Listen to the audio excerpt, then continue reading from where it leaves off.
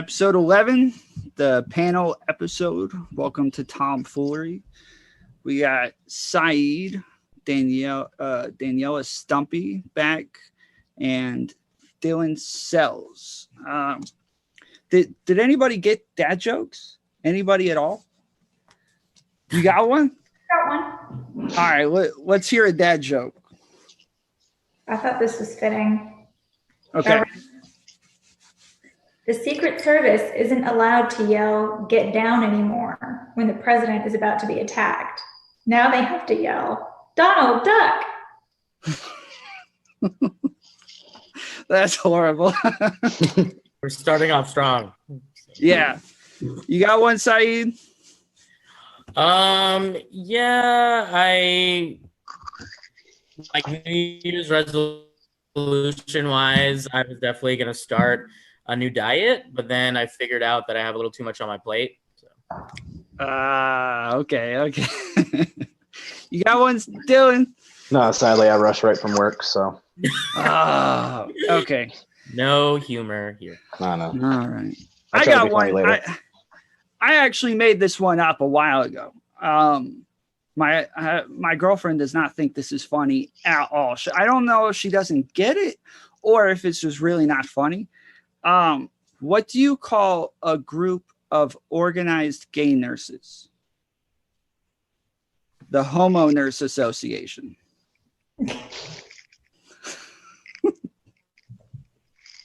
Works. That's great. All right, I'll explain it to you guys later. All right, so we got a couple of topics set up today. The first, I haven't paid attention to this much since, I guess, the last bombing, but the whole thing with Iran and Iraq and Trump and everything has gotten very complicated. There's just a huge array of opinions on this, and it's truly like surprising, like all of the levels that there are to this and the history behind like everything that goes into it. And so Saed, real quick, I guess before you give your take on, we'll have everybody, I guess, introduce themselves first. I missed that part, and then we'll go into Iran and Iraq and all that. So, Saed, why don't you introduce yourself real quick? Where are you streaming from?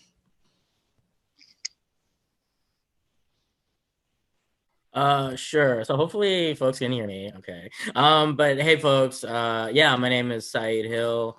I use he, him pronouns. I'm the assistant director of prevention and masculine engagement at Northwestern University. So my background is in political science and psychology in particular. So I have my PhD in counseling psychology. So a lot of what I come at stuff with is like political background, but also a lot of therapy background. That's been my primary trade with like sort of like healthy, positive masculinity work in general. So that's like primarily my background. I've known mutual friend Kat, for a long time, so that I lived in Georgia. So that's how I got connected to this, and sound like a cool opportunity to come talk to y'all, just meet some new folks, talk about some of these issues, explore some of these ideas. I've encountered some of y'all. I know Dyllan before on Facebook and stuff like that. We've had interesting back and forth before. So yeah, I'm looking forward to it. This is a dope idea. So I appreciate, being here. Yeah, dude, I'm glad you came. We're happy to have you. And then also first time on the show, Dyllan Sells. Dyllan, why don't you tell everybody a little bit about yourself? Yeah, from Atlanta, Georgia. Unfortunately, I don't have quite the extensive background as our friend Saed here. But I do try to remain relevant in current topics. I'm very, very passionate about varied amount of topics, but we can get into those as they come. Okay, cool. And then Daniela Stumpe, second time on. You were on episode 9, I believe it was. How did that episode go for you? How was the reaction to that? It was great. My family thought I did great. Friends thought I did great. Yeah, it was great. It was really fun. Cool. Yeah, and you went to what was it? Clemson or Auburn? Sister school, but I went to Auburn. Okay. All right, cool. So like I said, since the last bombing, I haven't really paid too much attention, or maybe there's just nothing really going on. Just from what I've heard, tensions are kind of de-escalating with Trump and Iran. But as far the one thing that everybody seems to really be stuck on is whether or not Trump should have bombed anybody in the first place. They're upset that he escalated things. Other people believe that things were already escalated and he was just, taking an eye for an eye. So, Dyllan, what is your take on Trump bombing people? I'm blanking on his name. What was the guy's name again? Soleimani. Yes, Soleimani. So yes, what is your take on Soleimani getting bombed in? I mean, I have mixed reactions. It's never. I don't think it was necessarily the right thing to do, because there are reports coming out now that he very well could have done it to, basically gain favor to make sure he's reelected in the next election. So his intentions weren't right. And while I don't think we are necessarily friends with Iran, we got to realize the fact that they are definitely a real country with a real government, real military, real allies, and we got to take that seriously. We can't just bomb people because you think it's going to help you win political favor. Yeah, definitely. Saed? Yeah, I mean, similar to Dyllan, I tend to agree. It feels like there's many reasons to have done what he did. I think, given some of the other reactions he's had in the previous history with Iran around like not escalating anything or not using military force, I think probably in his mind, administration's mind, made him look a little bit more weak. And I think this was an opportunity to show some strength on his end. That being said, I go back further than this. I think maybe there would be a debate here about the merits of the Iranian nuclear deal and, pulling out of that and then sanctions after that and how that contributed to where we are now. I'd make that argument that there's been a lot of miscalculations from this administration on how to handle Iran in general. And I think this strike was just another miscalculation, I think, on their end. And I don't think you can start conflict and then de-escalate the conflict and then take credit for that. I feel about that. So you do think that the United States started the conflict, but do you think Trump started the conflict? Yeah, we didn't start the fire, right? I don't know. I think it kind of it depends on how far back you want to go. I mean, if we're going back to the 30s or 40s or 50s, but I think where I like to start is post, where we were during the negotiation and the implementation of the nuclear deal, and say what you will about money changing hands or whatever history you have with that, or whether we're being taken advantage or we gave up too many session and in terms of getting a nuclear weapon, these sorts of things, mutual economic interest in both countries. I thought a partnership was working, and to come in and rip up that deal unilaterally without the support from our other allies, I think was a miscalculation for sure. So I think from there, because when you think about it, there wasn't as many targeting of soldiers, right, in Iraq during the negotiation of the nuclear deal and then afterwards as well. And it started to ratchet back up after we started walking away from those deals. And so I think that's something we definitely have to look at.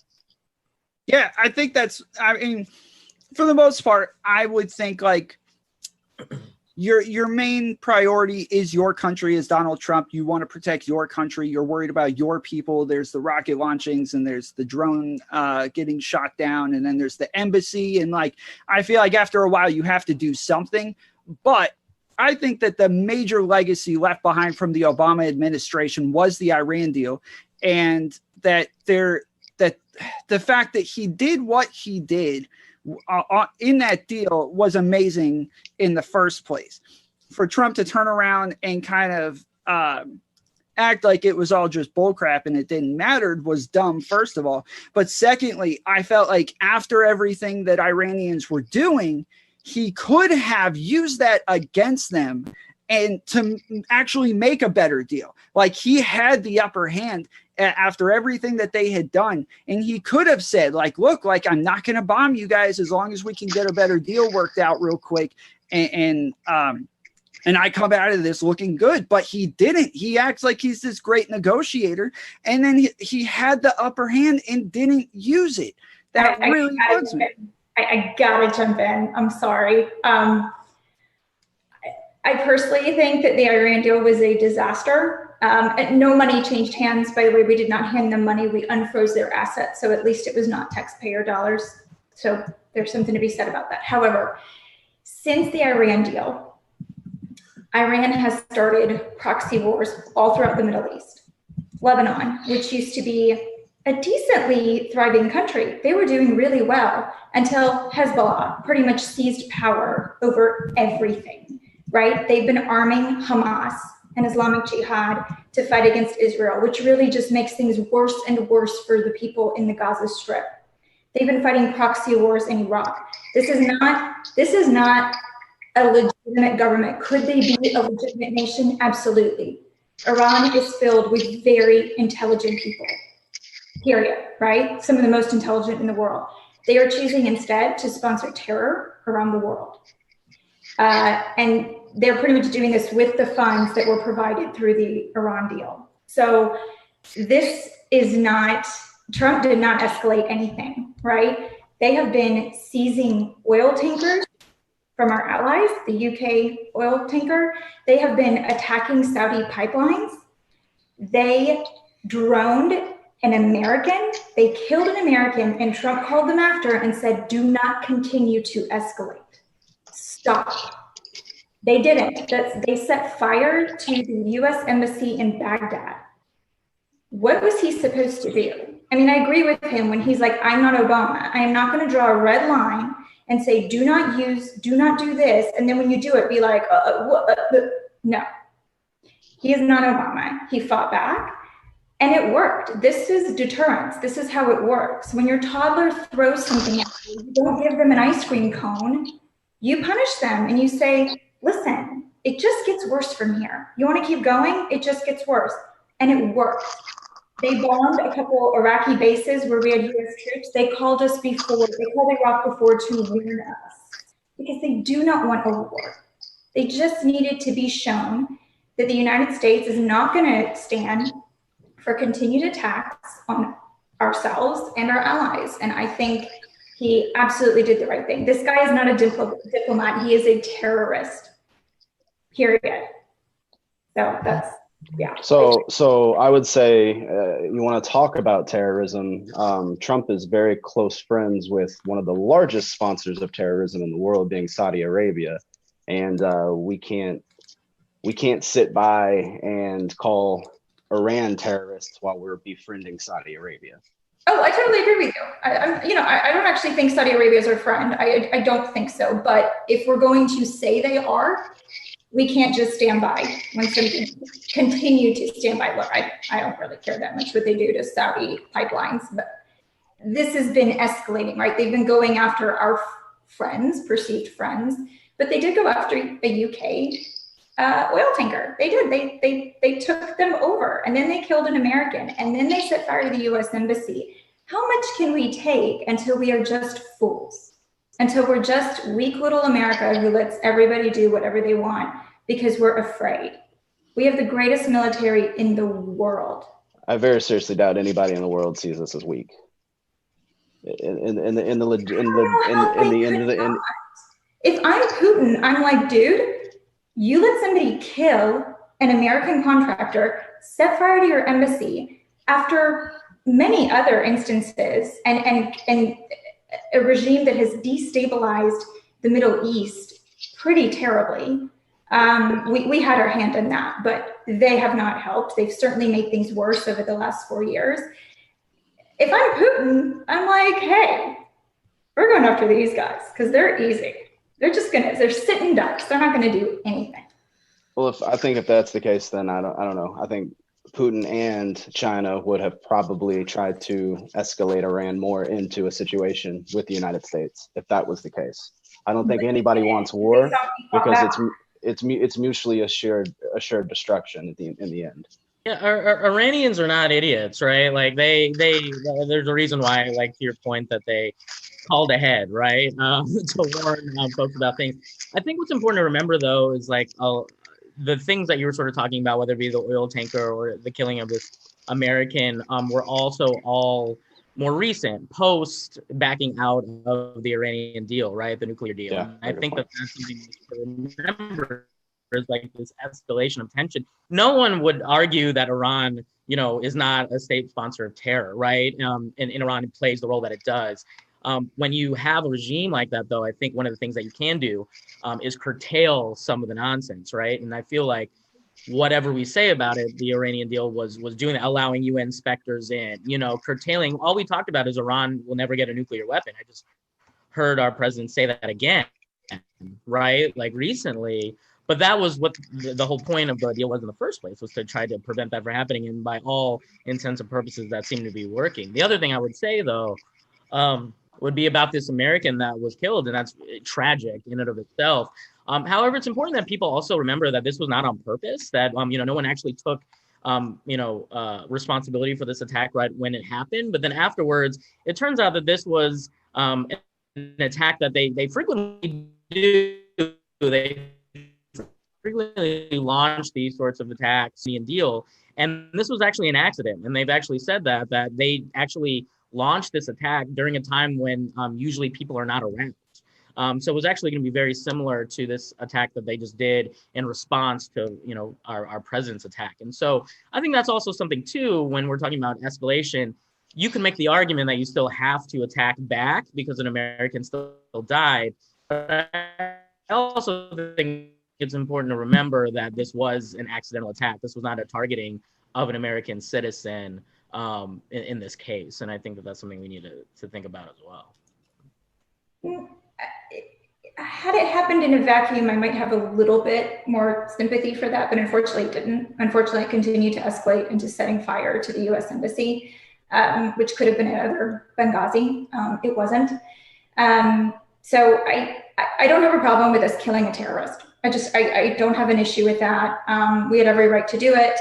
We did it. I think the world is going to be a better place for it. For sure. I would not argue that the world wouldn't be a safer place without him, but I don't think this is going to get worse. Like, I think it's over. I see no evidence that this is going to escalate. In fact, I think hindsight's 20/20, but exactly what the administration said was going to happen happened. It was deterrence. It worked. They had to save face, but the Ayatollah, they would like to keep their heads. And they knew that the first heads to roll, should an American die, would be theirs. Yeah, I think an immediate. Sorry, go ahead, Dyllan. I'm just saying, where was the response to the kid that was killed that came back from North Korea? Where was that response with North Korea? No, I don't disagree. I mean, I don't think that, I don't think we've handled North Korea that well. I don't know how to handle a nation like that, to be honest. I have no insight into that. I think that we've been a little soft on them. I think that Trump is just the kind of guy, he just sounds off, right? He just likes to be like, oh, anybody who's nice to him is like a good guy for the moment. But the fact of the matter is that he doesn't actually let them walk all over him. He may say that stuff. It's just words. When push comes to shove, it doesn't work on him. What were you going to say, Saed? Yeah. Were you going to say something, Tom? I was saying, I was passing it over to you, Saed. What were you going to say? Yeah, Yeah, I was going to mention, I think also something to think about is like long-term implications of just like winning, not that we're ever going to win completely the minds and hearts of Iranian citizens, right? But I think one of the things to remember is that the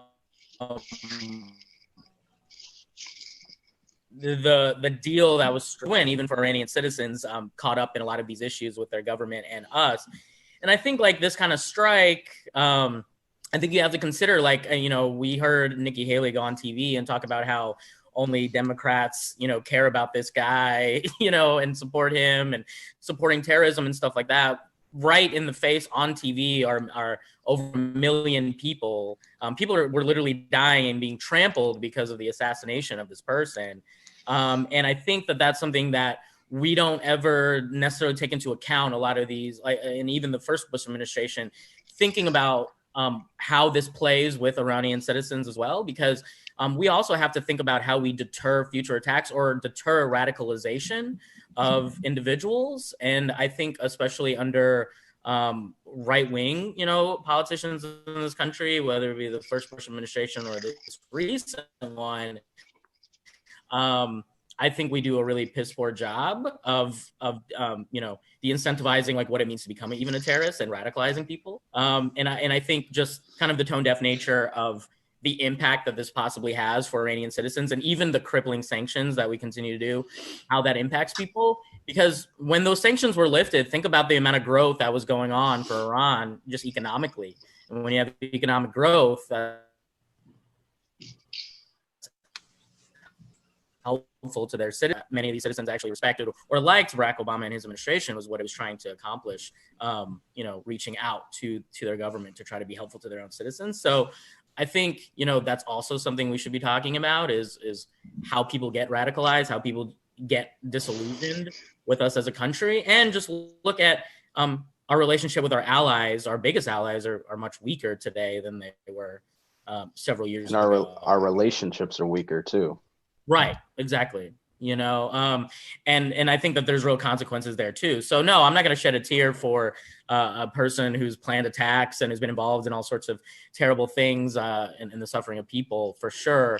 But I think there's strategy here that I don't think we're listening to, especially when you think of who's being told and who's not, who's getting bragged to at a golf course that he's doing something to Iran and who's not involved in those discussions. I just think that that's reckless, and we're not thinking about some of these citizens and how it impacts people. Okay. Yeah, go ahead, Daniel. I hear you. I'm not going to. I am not going. If somebody wants to commit radical Islamic terror, I don't think they're doing it because we killed a terrorist, unless they had that in their heart to begin with, right? Because this guy was a terrorist. And as it relates to sanctions, at any point, Iran is welcome to stop being a state sponsor of terror and to join the world stage as a regular country. At any time, they are welcome to do that.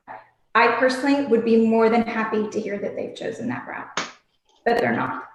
I mean, and it sounds like we'll probably disagree on this. I think that was being accomplished with the nuclear deal, whereas I know other folks don't feel like that was being accomplished. But that's my opinion, is that the purpose of that, I think, was, although not perfect by any means, like, yeah, there's a lot of, shit portions of that deal for sure. But I mean, that's what it means to be a deal maker, right? That our president currently says that he is. You're not always going to get what you want. And I think the issue with our president is what he can accomplish. And I think when you have a different viewpoint on the use of power, you do things without necessarily thinking about all the other ramifications around it. I think there was ego maybe involved as well, for sure, with backing out of this deal in the way that he did. And for as much as people say it's weak, that's just my opinion. I think it was accomplishing just what you were just talking about. So. Yeah, and that's why my main issue is that he just didn't use this as bargaining power for a new deal.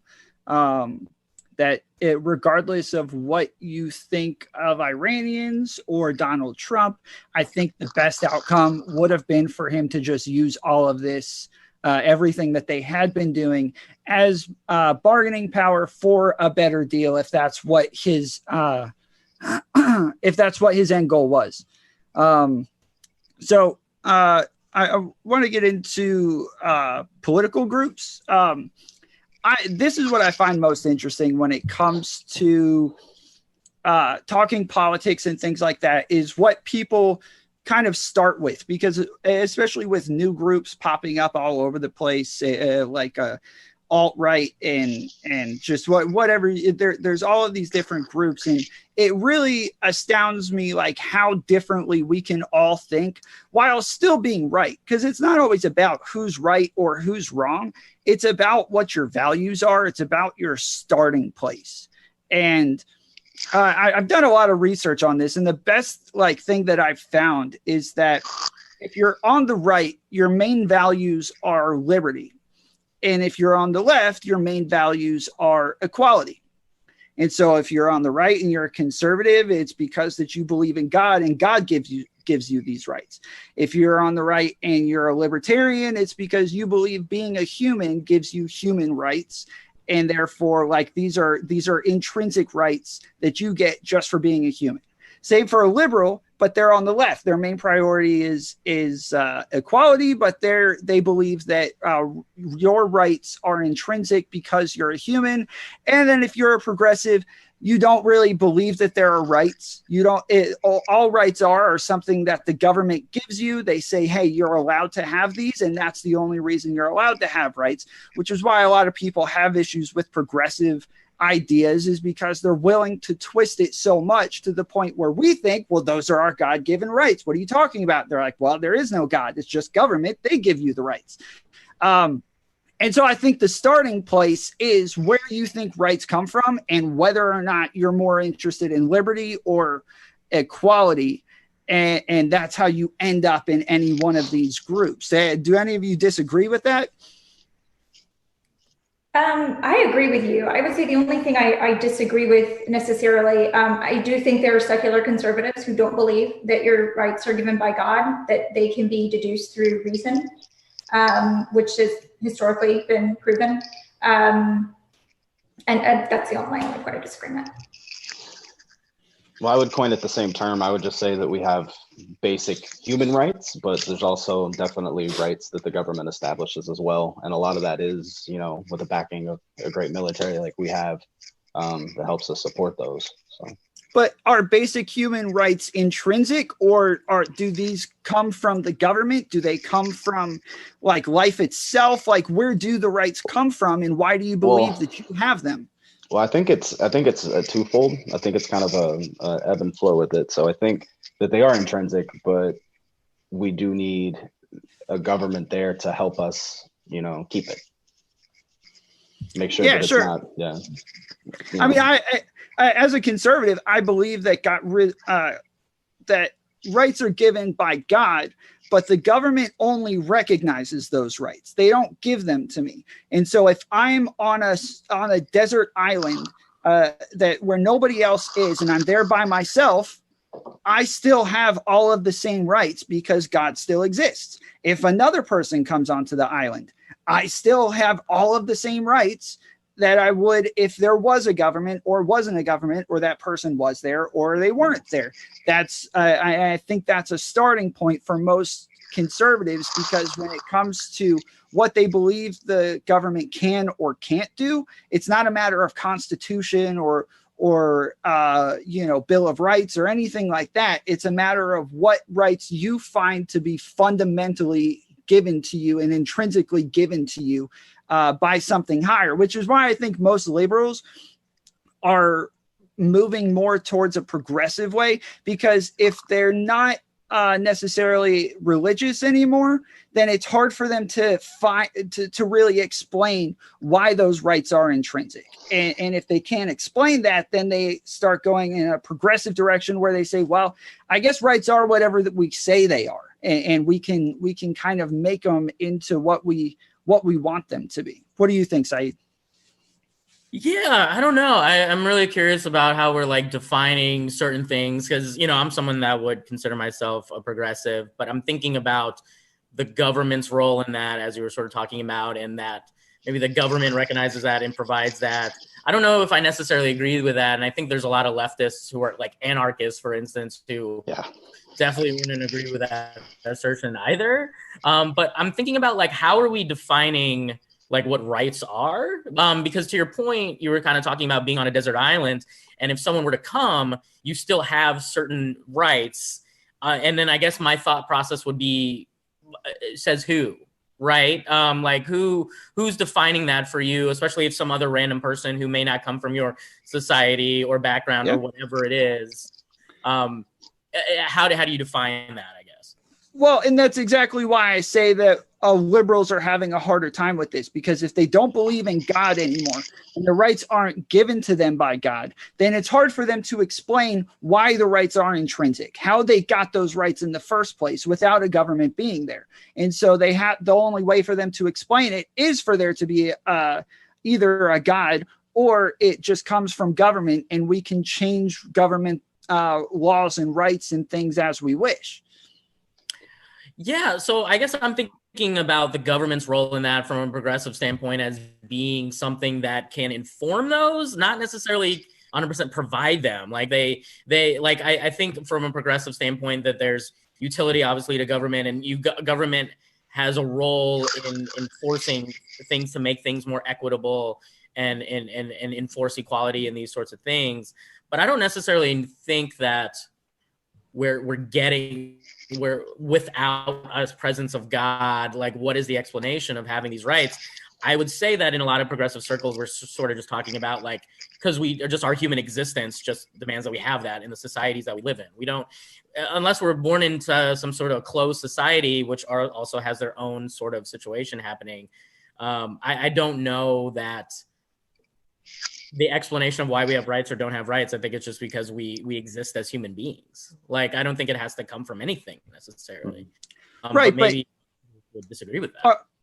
Are they intrinsic then, or are they given to you by the government? See, I think it's almost, you can look at it from like an evolution standpoint. Right. We've evolved as a society, and we've earned these rights through the labors and the toils of our forefathers, our ancestors. Bit by bit, every civilization has paid their due to get us to where we're at today. And we're here in America with, seemingly the best government setup in the history of the world with the American Constitution.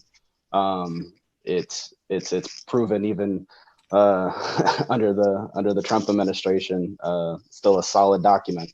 So I think it's, like I said, you can look at it from that way. We've earned it. It is intrinsic, and then we do need that government there to ensure that it stays there. And so you're saying it is intrinsic because you're a human, right? Yeah. But yeah, I mean, but why specifically those rights then? See, that's where I get confused though, is because normally somebody who believes in a God would pull their rights from whatever doctrine they hold valuable. But if you don't have a doctrine, then what specifically are the rights? Like, because then it goes into like morals and what you hold moral. And for me, and I know this is probably going to change the topic a little bit, but for me, if you don't have a God, then your morals are really just societal standards and nothing really intrinsic, or nothing really it can't go farther than a societal standard. See, again, I believe in the evolution of humanity, and the fact that we have learned the lessons from having gods in many cultures. So now we're at this point, which I was raised Baptist, Christian, hardcore, brimstone and fire.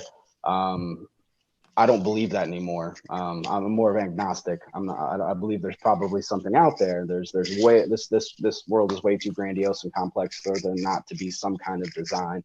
If it's not a simulation, we can get into that if you want. But it's we're at a point where I think that morals can be established because, Christianity for what it is, that the Bible, even though I personally find there's a lot of historical contextual problems with it, and inaccuracies at that, it's still a great tool. I mean, as is the Quran, there's many religions that teach good things, and we can use them all to be just good people. I mean, just be a decent human being, treat others how you want to be treated. I mean, it's written in our Constitution pretty much. I mean, the ideals of it anyway. So like I said, I think it's just coming back to the evolution of humanity. Yeah, I mean, I'll jump in. I'll say I agree with that pretty 100% actually. Like I think when I think about it, I think about like religion's role throughout history. And I think if you look at maybe social psychologists or anthropologists, it talks about like religion, a huge component of religion is what social control, right? And shaping what the standards, morals, or whatever values are of a society. I think we've sort of, not that there's not use for religion. I think there's plenty of different reasons to have religion for people, on not just individual, but on like community and other levels. However, I think we've also evolved to the point where we don't necessarily need an entity. We don't need a heaven and hell. We don't need various concepts of an afterlife and what that will be to be good and moral, upstanding people, however you define that. I don't think we necessarily need that. I think it has its utility, but I also think we've sort of evolved past like having to have that be a thing. So I guess I'm agreeing with Dyllan a lot on that aspect of things. But I don't know if I'm getting as specific of an answer. Like, does that mean that morals are, and I guess a yes or no, maybe. Does that mean that morals are a societal standard at this point? Yeah. How do you define society? Define society. Well, I would say people who choose to live together, a group of people in one nation. How do you define society? Because what works for America and the values that you have to hold a certain set of values to live in this country and enjoy it, right? You have to believe in freedom of speech. You have to believe in freedom of association. You pretty much have to believe that I have the right to wave my fist around right up until the point where I hit your face. Because that's what our country is based on, and thank God for that. But guess what? There's lots of countries that don't want to live that way. There are people who don't want to live that way. I personally don't think it's up to us, but I believe if you're talking about a society is a group of people who choose to live together in a nation, they must agree on basic principles and rights. Now, well, when I talk about society, then I'm really just talking about the United States then, because the United States is moving in a more of a secular direction. And that's why when I talk about morals with people who are not religious, I realize more and more we're talking about different things. We have different starting places for this conversation. And the other day I was talking to somebody and I was saying like, look, because he was really like going in on how, I think he started off by saying, if you have to have a book to tell or a God to be a good person, then you're just not a good person. And I said, well, who are you to say what a good person is? Define good person. And he's like, somebody who just doesn't do bad things. And I was like, okay, fine. So then why don't you murder people? He's like, well, what you like murder? I was like, no, I don't like murder. I know why I don't murder people. I want you to explain to me why you don't murder people. He's like, I don't know that I can put that into words. I was like, because you can't. It's a societal standard that we set so that if people were running around killing each other, then we wouldn't have any laws whatsoever. There just wouldn't be any sort of standard that we've set. And so therefore, at this point, if you aren't religious, any secular being has to believe that all morals are societal standards that we set so that we can all live together. Which is dangerous, as was proven. Look, guys, I'm not a highly religious person. However, the 20th century proved that when God died, as Nietzsche declared, everything went south. We killed, 150 million people during the 20th century between the USSR, Mao's China, the Nazis, wars. Didn't go very well. So as much as I agree that we don't all need to be religious, that's not necessary. I do think that having Judeo-Christian values as part of our moral standard is helpful in keeping our society from collapsing into death and destruction.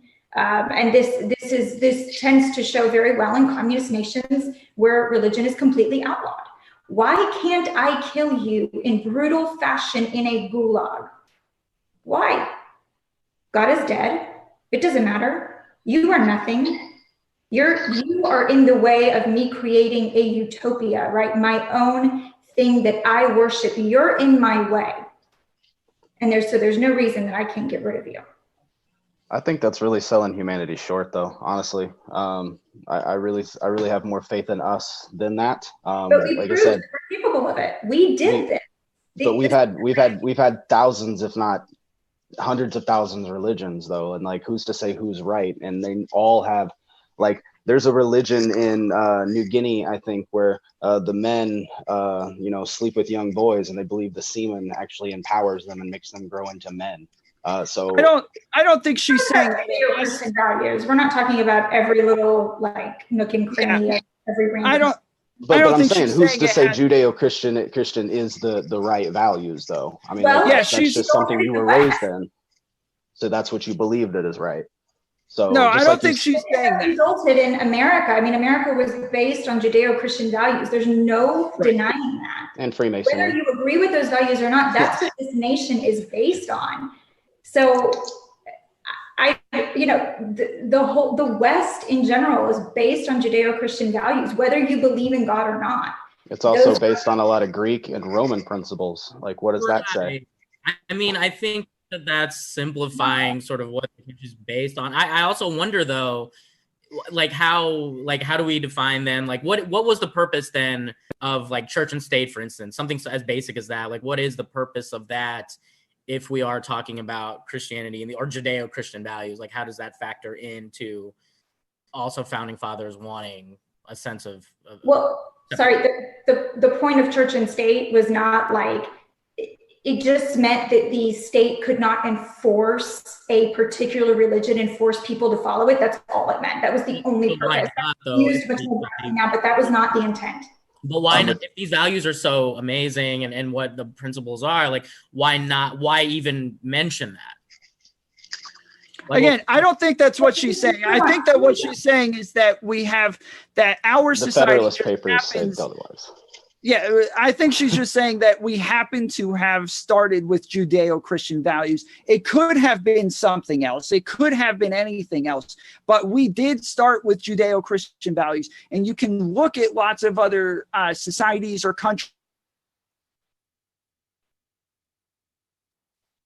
They don't act as I guess, the same as our country does.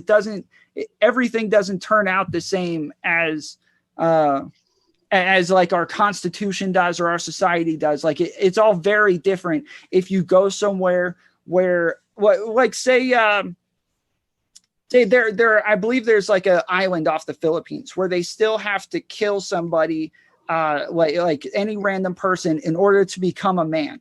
Right? Like there are still these very isolated places where they still don't have, values anywhere near what our countries are. And so it just so happens that ours started with Judeo-Christian values. So is Judeo... I'm not saying that those values allowed us to flourish because they encourage cooperation, they encourage mutual respect. Well, slavery also allowed us to flourish. True, but many don't. And you can see the difference where countries or societies that follow certain religions that don't promote certain values, they're not doing very well. Well, if we're based on these Judeo-Christian values, that's my question then, is like, how does things like, to Dylan's point, institutions like slavery play into that? Like, these are all things that have also shaped, right? Like our values, right, in this country, being able to take over lands hostily, whatever you may do. So how is that intermixed there? Because I guess I'm really pushing back on this idea. Like, I get there's a lot of grounding of Judeo-Christian values here, but it's almost like we're having like a moral, maybe this is too strong, moral superiority with this background as opposed to other countries who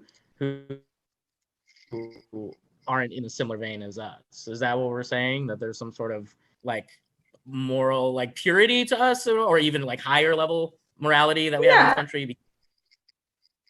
No, I don't care what your underpinning is, right? I care about your behavior. And I think that America has some gross parts of its history, many gross parts. But over time, we have tried to become better. It didn't happen overnight. It took hundreds of years. But I would say we're doing pretty damn well now. I don't see, I don't see people fighting to get the hell out of here, right? Like, I'm not seeing mass exodus out of America because it's such a horrible place to live. So I don't care what your underpinning is. It's totally cool if you have a different religious underpinning or an anti-religious underpinning.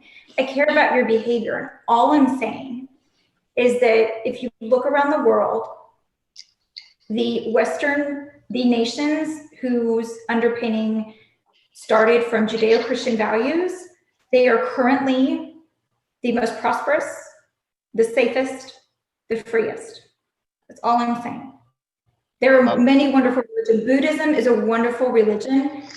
Unfortunately, some Buddhist countries are prospering, but they're taking a lot of values from the West that I'm not sure are or aren't part of their religion. But many of those countries are not flourishing. I don't know what the reason for that is. What's your definition of flourishing? Are we talking economically? Because for sure, you can't. Okay, but you can't really detangle these Christian values from like what capitalism is, right? And like on a world stage, the representation of capitalism. I would argue capitalism is not necessarily what I would think as traditional Judeo-Christian values, although you might argue that it is. I would argue that. Thinking about like human labor, things of that nature, like how does that play in? The commoditization of people, the exploitation of workers. Like we're talking about these Judeo-Christian values very broadly, but I don't want to gloss over that it's very much tied. Our flourishing, if we're going to, define things as flourishing, is very much set in a capitalistic society, right? I mean, I would link Christianity to capitalism. Capitalism, Buddhism isn't about that. So it's not going to flourish in the same way. Jesus was a Marxist. I'm just joking. I would link capitalism to Christian values. I would say that the idea of free will and how in Christianity or Judeo-Christian religions compared to something like Buddhism to Islam would be the idea of free will, and that you do have to come to this realization of God on your own instead of having a law or a country that surrounds their laws to make you believe in that religion. And I thank you for bringing up Islam. I think it's funny when people say Judeo-Christian God or rule set, but they leave out Islam because they're all the same God. I think Islam diverged off a little bit differently though, because there's a reason for that. It's called Genghis Khan. Right. I mean, raised Muslim here as well as Catholic at the same time. Like I'll tell you like that. Yeah, there's a lot of things involved in that. And in Islam, I mean, Islam has in the Quran, there is support of God's omnipotence and also human responsibility and an idea of free will. I mean, it's there. Like that is a concept. I think part of what helps these Judeo-Christian values and to honestly reinforce the notion of like American exceptionalism is to like make it seem that these other religions are so different. And sure, but hold on. If you're building a society that way, you can't have Sharia law. No, but there's Muslim communities that don't have Sharia law at all. Like, sure. That's not a prerequisite of Islamic culture, is Sharia law. I mean, no, but there's countries Christians, there's certain Christian sects that dance with snakes, but that's not all Christians, right? Right, but I'm saying that countries that do have Sharia law have a different society from places that do have Judeo-Christian values. That's all I'm saying. But that's not inherent to Islam, though. Like, no, it's not. So I'm not saying it is. I'm saying that I don't know that you can have Sharia law in or a Christian version of Sharia law in a country. Like, I don't know that you could actually have that. If you look at the book, and it's always saying like that you can't force people into this religion, that they have to come to it naturally, that they have to make these own decisions. Like, I don't think that you could have a Christian version of Sharia law. It's not possible unless you. I think we have a short memory, man. It's called the Middle Ages. No, I know that they existed. I'm saying that I don't think that you could have it objectively, I guess is what I'm saying. Oh, objectively, no. I mean, it was forced on people, like to a point of a sword, and sometimes, you know, at the burning at a stake. It's everything that Islam and the Muslim world is going on through right now is everything that the Christian world has gone through, and the only reason why they're going through it is because literally Baghdad was devastated, and it never recouped till this day. It was at one point the central point for all culture, math, science, art, architecture, and we can't ignore history in that regard. The Muslim world used to be the jewel of the earth in a lot of regard, and now they're not. We got to ask a question why. And really put that thought seriously before we judge them as a whole, I say. Okay. Anything else on that before we move on to another topic? Anything else on that? Real quick, just real light. Yeah. Again, Jesus was a Marxist. Okay. I need that T-shirt.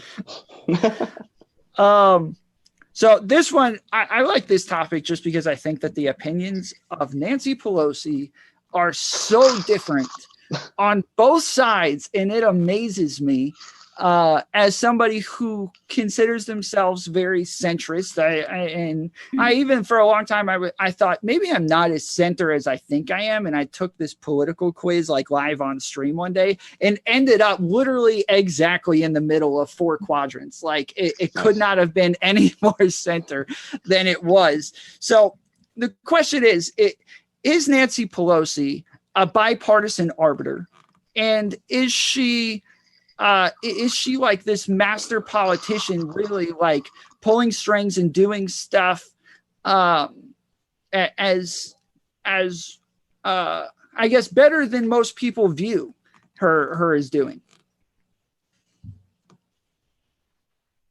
No? What do you think now?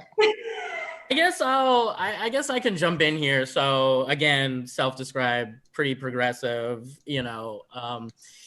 Yeah, I think if we're talking a couple different things, one is like it depends on, I mean, all of this is really dependent on how you define things, right? Like, what does it mean to be a master politician? Does it mean to get shit done? I mean, say what you will, you know, Nancy has gotten a lot done for what she's like had to walk into. I mean, Affordable Care Act, for instance, was a huge one. TARP, you know, within like the first 100 hours that she even became speaker, she had already gotten the minimum wage raised, the 9/11 Commission report, ending the tax subsidies on oil companies. Like she's done and accomplished a lot. I think the issue with the bipartisan piece of things is a number of things. I think one is you also have to see like the context of the time in which she rose to power in that mid 2000s. I mean, that's really, I mean, yes, we've always been divided to some certain degree, but coming off of the invasion of Iraq and the opinions on that and stuff, we had never been more divided at that time as a nation. And you have to think about, you know, the blue dog Democrats getting voted out in 2006, or the moderate Republicans getting voted out in 2006, right? If you had an R next to your name, you're out of there. Right. That was the big political revolution at that time because of Trump, or I mean, because of Bush. Right. And so I think when we're talking about bipartisanship, she's gotten a lot done with very little Republican support. However, I don't necessarily think that's for a lack of trying. She is a progressive, but she's also like much more moderate at her approach to politics. I think the issue is she's coming to prominence in a time where we've been very divided. I mean, coming in through Bush, Obama, and now Trump, where we're more divided than ever. I think that's the context of what she's doing politics in, right? So the issue though is that even if you're progressive or you're conservative, both sides right now hate her. Like both sides. That's what I mean when I talk about this. She's not enough. She's not enough. She's not far left enough. She was the far left, and then you had, the AOCs and the Rashida Tlaib. I think the issue now she's like a centrist. I think the issue with the more progressive wing of the party, especially the AOCs and of the world that have come in, I think is this is about time. This is about being fed up with feeling like Democrats just don't do politics well, because Democrats don't do politics well. Democrats are always apologizing for being Democrats. I think that's part of the reason why they fuck up elections really badly, because I think the problem is that the people that run the Democratic Party, that have the most power in the Democratic Party, are not progressives. That are leading our party. Nancy Pelosi has been a progressive in the 90s through the 2000s, but the way she does things is a very pragmatic approach that the new progressives coming in, the younger progressives coming in, are just not tolerant for, because they feel like they have taken a backseat, negotiations, things like that, just giving in to Republicans many steps of the way. And I think that that's part of the issue that's sort of going on with that assumption about her. I am a pretty progressive guy, so I tend to agree that I think Nancy kind of overplays her hand. She does politics a little too much for my liking, strikes a little too many deals for my liking, because I think they're quick to give in to a lot of things. So I think that would make her bipartisan, which she's right. Not. I think she is. I think she's the problem is what does bipartisan actually mean? Because I think in the context of today, where we're as divided as we are, I think you look at her as a very bipartisan speaker. However, if you go back to the age of the blue dogs, and the age of the more moderate Republicans, right? You've been around Clinton previous to that standpoint, you would say that she's a pretty moderate bipartisan speaker. I think it's the context of now, to get anything done, you're only going to get 1 or 2 votes from the other side. I mean, so I think from that standpoint, even to get 3 people to flip, to get 4 people to flip, which is often her job, and the fundraising job that she has, she's pretty bipartisan for what it is right now. So, but I think that's what what we were talking about before, just because both sides, I think, are pushing to their extremes. She is a moderate, so it looks way more bipartisan on her side because she is stuck in the middle. But she's not moderate. She's just not a socialist. Literally, she's not moderate. It's just that the progressive wing has gone so far to the left that she looks moderate. Just because, if you're standing on a road and the road keeps going to the left, your position hasn't changed. It's just people to the left of you or to the left of you. I don't know. This one, I don't find her bipartisan. I don't find her moderate. She's holding an impeachment, which is the silliest thing ever. She literally has a gun to her own head, being like, "Please don't make me do it." But isn't that good though? Isn't that good for somebody who's a Trump follower? Wouldn't they say oh, cool, she did what the Democrats wanted her to do. She ran the impeachment proceedings, and then she stopped and held on to it and just said, okay, we did it. Now it's over. Isn't that what you would want her to do? No, because that just plays into dividing the country, right? Instead of doing that, if you didn't really want to impeach the guy, but you just wanted to shut everybody up on your side, why not be a leader and be like, hey guys, I don't actually think this is impeachable. I know that I can impeach him because I have enough people on my side, but at the end of the day, it's not going to happen, and it's not worth having this fight. So I can do it if you really want me to, but it's really not going to do anything. Let's just forget about it. The issue here is that from a moderate perspective, if you're saying that, she held off on impeachment until the phone call. because they've been talking about impeachment in the party, like AOC's, they were calling from day one. And she was the one kind of be like, no, we don't need to do that. We don't need to do that. We don't need to do that, which is a pretty, moderate response to it, and also a very good, I think, political response. However, after this phone call, to her point, all she said was like, look, it was like she was kind of saying, like, if there is an opportunity to do it because he's actually done something that we can really nail him on, fine. Like, I have that responsibility to do that. And she felt like this call was that. The issue is now is playing the politics with sending it to the Senate and that sort of thing, is trying to show the American people that the Senate and, Mitch McConnell in particular is not in integrity with this process. And he even said, the senators already said that they weren't, nonpartisan when it came to this issue, right? They weren't going to be unbiased arbiters of this. They literally said that when it first started. So I think to her point, she's trying to hold off on that to kind of say, like, in the public domain, let's reveal Republicans for not being honest about this process. The issue is that I think she sort of lost this battle politically because Democrats, again, being really bad at politics, didn't make this case enough to the American people. On top of the fact that all this other nonsense is going on in the world. Every day it's something else. We weren't even talking about we have a sitting president who's been impeached, and we haven't even talked about it in the last several weeks because we've been worried about Iran, right? Like, there's always something going on. Convenient. So Democrats haven't even had the opportunity to really make the case. I think stop policing here, but like, this is a partisan issue. They didn't have one vote from a Republican in the House. Like, I think that's a partisan issue in itself. Yeah, that's the partisan issue. Not sending it to McConnell doesn't prove anything. They've already proven it. Like, you can decide who you think is the hack. I think Democrats are the partisan hacks. That's my opinion. You think Republicans are the partisan hacks. That's fine. But how bipartisan has Mitch McConnell been? Like, don't hold the gun to your own head and be like, please don't make me do it. You've already impeached him. Send it over. Mitch McConnell doesn't care. You don't send it over, we just move on. You send it over, we have the trial, we vote, we move on. Like, she doesn't have any leverage here. This is silly. What Mitch McConnell doesn't care about what, though? Like you said, Mitch McConnell doesn't care. What is it? What is it? She sends it or not. It doesn't make a difference. I know he doesn't, because he's going to obstruct justice any way he can. Well, I guess it depends on what you think justice is. I don't think there's enough evidence that he did anything wrong. When you take an oath to be, when you take an oath to be nonpartisan in these situations, and then you come out and say, I'm working directly with the White House according to these proceedings, and we're going to follow their rules to a T, you are being partisan. You are being complicit in obstructing justice. Justify? Is that why it's partisan?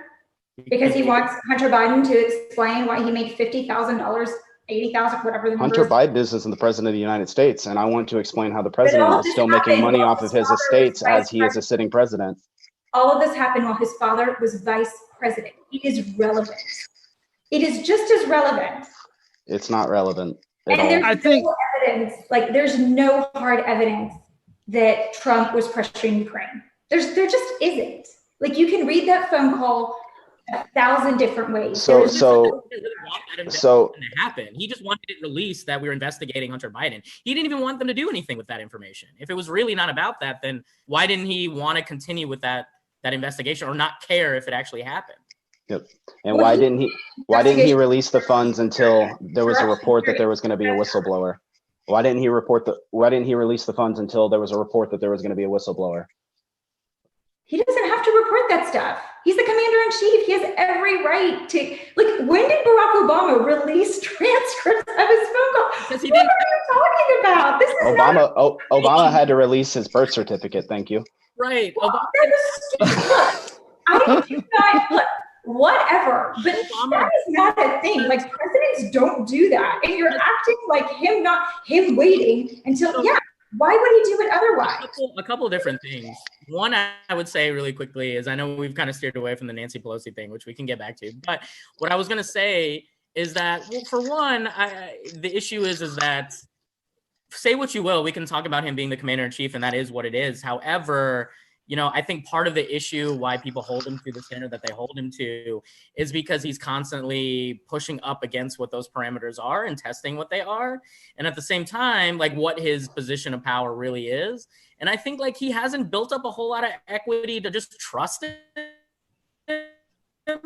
from a lot of the country, whereas like with Obama, like it was like he didn't have to release transcripts because he never thought he was obstructing justice on like an because he has the whole stage. media So, like, on his side.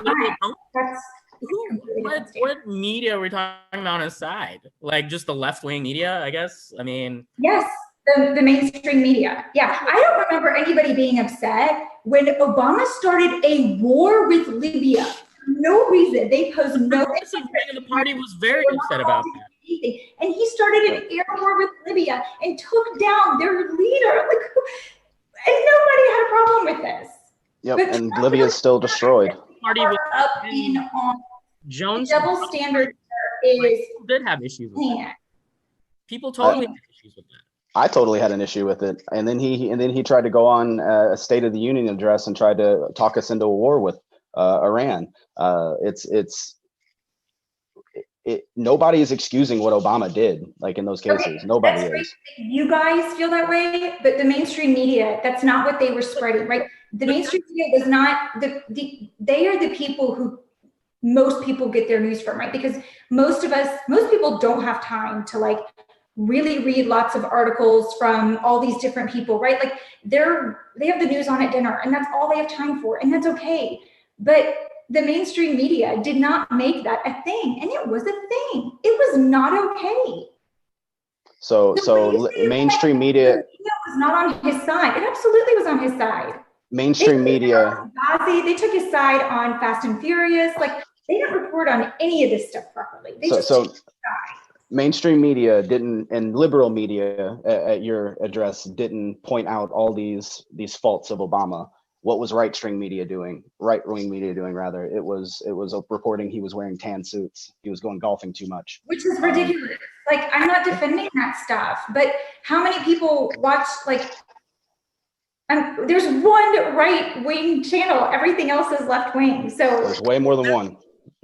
Well, there's more than mainstream, right? There's lots of web people. But this is where YouTube came in, right? This is where I think and this might veer off a little bit, but I think part of the issue, I was talking to a friend about this the other day, part of the issue is that under power, with Democrats, liberals, progressive, however you want to define it, being in power, in the buildup of like social media platforms and the buildup of like YouTube and other things like that, when your side, quote unquote side, isn't in positions of power, you have to go where you're going to feel heard and understood. I think that was really what the advent of right-wing media was a response to the mainstream of progressive politics becoming more of a thing, right?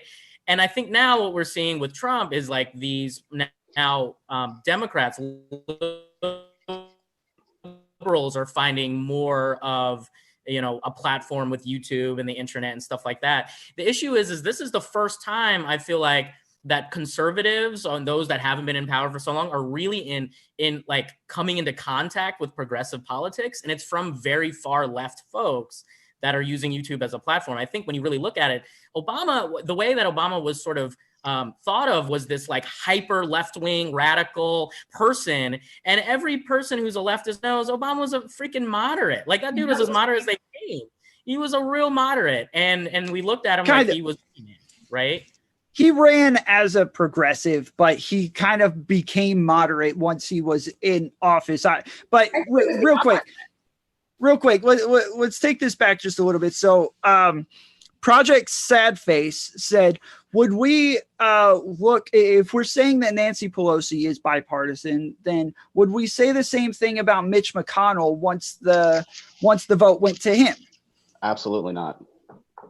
I don't think so either. As they come. He vows to keep the Republican Party afloat. That's what he lives for. He did a whole ass PowerPoint presentation when Obama first came president to say we were going to make him a one-term president. Like people talk about like how we respond to Trump, we won't let him do anything. Well, it's not that this is payback. We honestly look at Trump and say that he's dangerous for the country, whereas say what you will about Obama being a horrible politician or left wing or whatever, I did go, and maybe this is just me talking, but I think a lot of moderates also felt they went to sleep feeling okay that Obama was president, whereas now people are a little bit more on alert and anxious and that sort of thing. But, you know, this is the history of where our politics has been since early getting into the mid 2000s, especially with the Iraq invasion, I feel like, and you're with us or against us and all this language is very much like, you know, Mitch McConnell coming in with our brand new president who had a huge, if any president had a referendum to do what they needed to do, it was Obama, to say that like, hey, our number one goal is to make this guy a one-term president. I mean, I think that that's where we are. So no, Mitch McConnell hasn't built up any equity, nor should he have, to assume that there's any bipartisanship coming. Yeah, not to mention recently But Mitch on McConnell Fox. never tried to impeach Obama over Fast and Furious or Benghazi or anything. He let it go. So he may have settled that stuff, but he never actually did anything. I mean, I saw Hillary have to testify about Benghazi, though, for like 8 hours. I mean, I did see that. Yeah, and talk about how it was because of like a video. Yeah, he did actually, and he did also go on Fox News and brag about how Obama was not able to appoint any judges, so because of Mitch McConnell. So yeah, blocking Neil Gorsuch. I mean, that, you know, hey, that's a thing, you know. I mean, there's a lot there. So, but I would say no. Like, I think I would say, you know, something similar. We don't have. I think Nancy Pelosi, in my opinion, has been much more bipartisan than Mitch McConnell has. But that's also in the context of this new age of politics where we're in right now. Well, and even Nancy Pelosi could have. If it was me, I would think that she would have tried to go impeach over the whole immigration thing and the tent city thing, and then that, I mean, out of everything, I would think that is the most impeachable thing. But when she looked at the polls, she said, look, America doesn't want this, so I'm not going to do it. And if anything, that is the most bipartisan thing you could do, is look and see what everybody thinks about it in America and only start to do it once it gets up above a certain threshold. I would say that I don't know if it was everyone. It probably was like Pennsylvania. It probably was Wisconsin. It was probably certain states she was probably polling the most about that. But like, yeah, I mean, to your point, I think for sure there was more a bipartisan calculation. Because you say, you believe it or not, I mean, she says that the only reason she's doing impeachment now is because she felt like this was something that she couldn't let go from a moral standpoint as the Speaker of the House. So believe it or not, that she's saying that this isn't a political move, because if it was more about politics, she maybe would have like got him on something else up to this point. But it was like, this was such an impeachable offense. And the thought process was, this was beyond even what Watergate was, you know, like this is like Watergate was less than even this was in a lot of people's opinions. So agree with it or not, she said she had to move on this. So. Okay.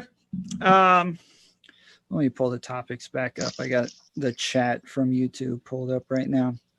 All right. So this is one that I heard a while ago, and I really like the idea of this. It kind of tests you on an ethical plane, but and this is just completely theoretical. Okay, so let me lay this down for you guys, and then I want to hear kind of your thoughts about this. This is a fun one for me. So there's an app.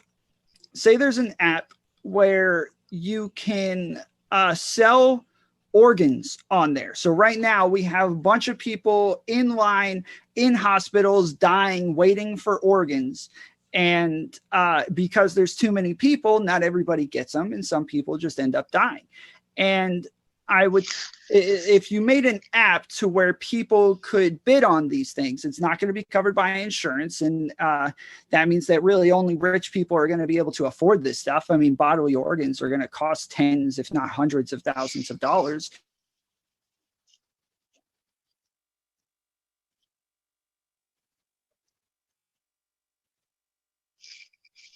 Board that you would meet them at a hospital, and you would have the organs taken out very professionally and medically ethically, and then they would harvest the organs properly and take them to whoever it was that bought the organ.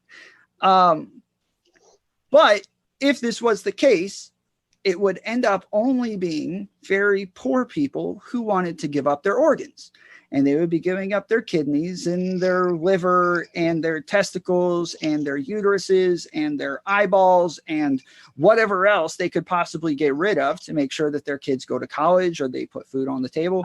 And they would treat their entire body as this bank that they could cash in on at any point. Would you have any sort of moral issue with this if it turned out that rich people were able to buy the organs of poor people? Yeah.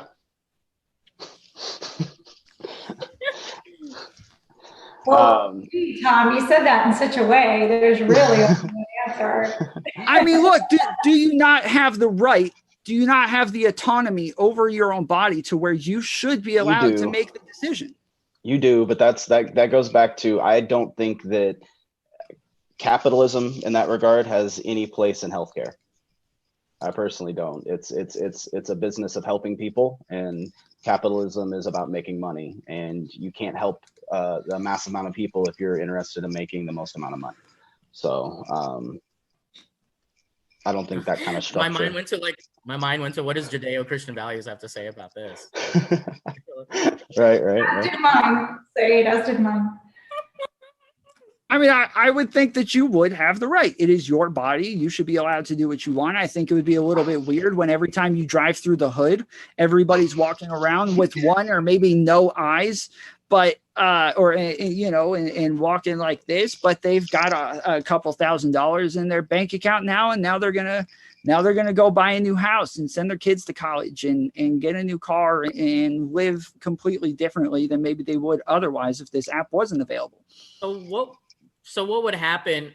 So in my opinion, I'm kind of like, if assuming that what you say would happen is true, that we're talking like predominantly poor people will be doing this, I feel like then from a government perspective,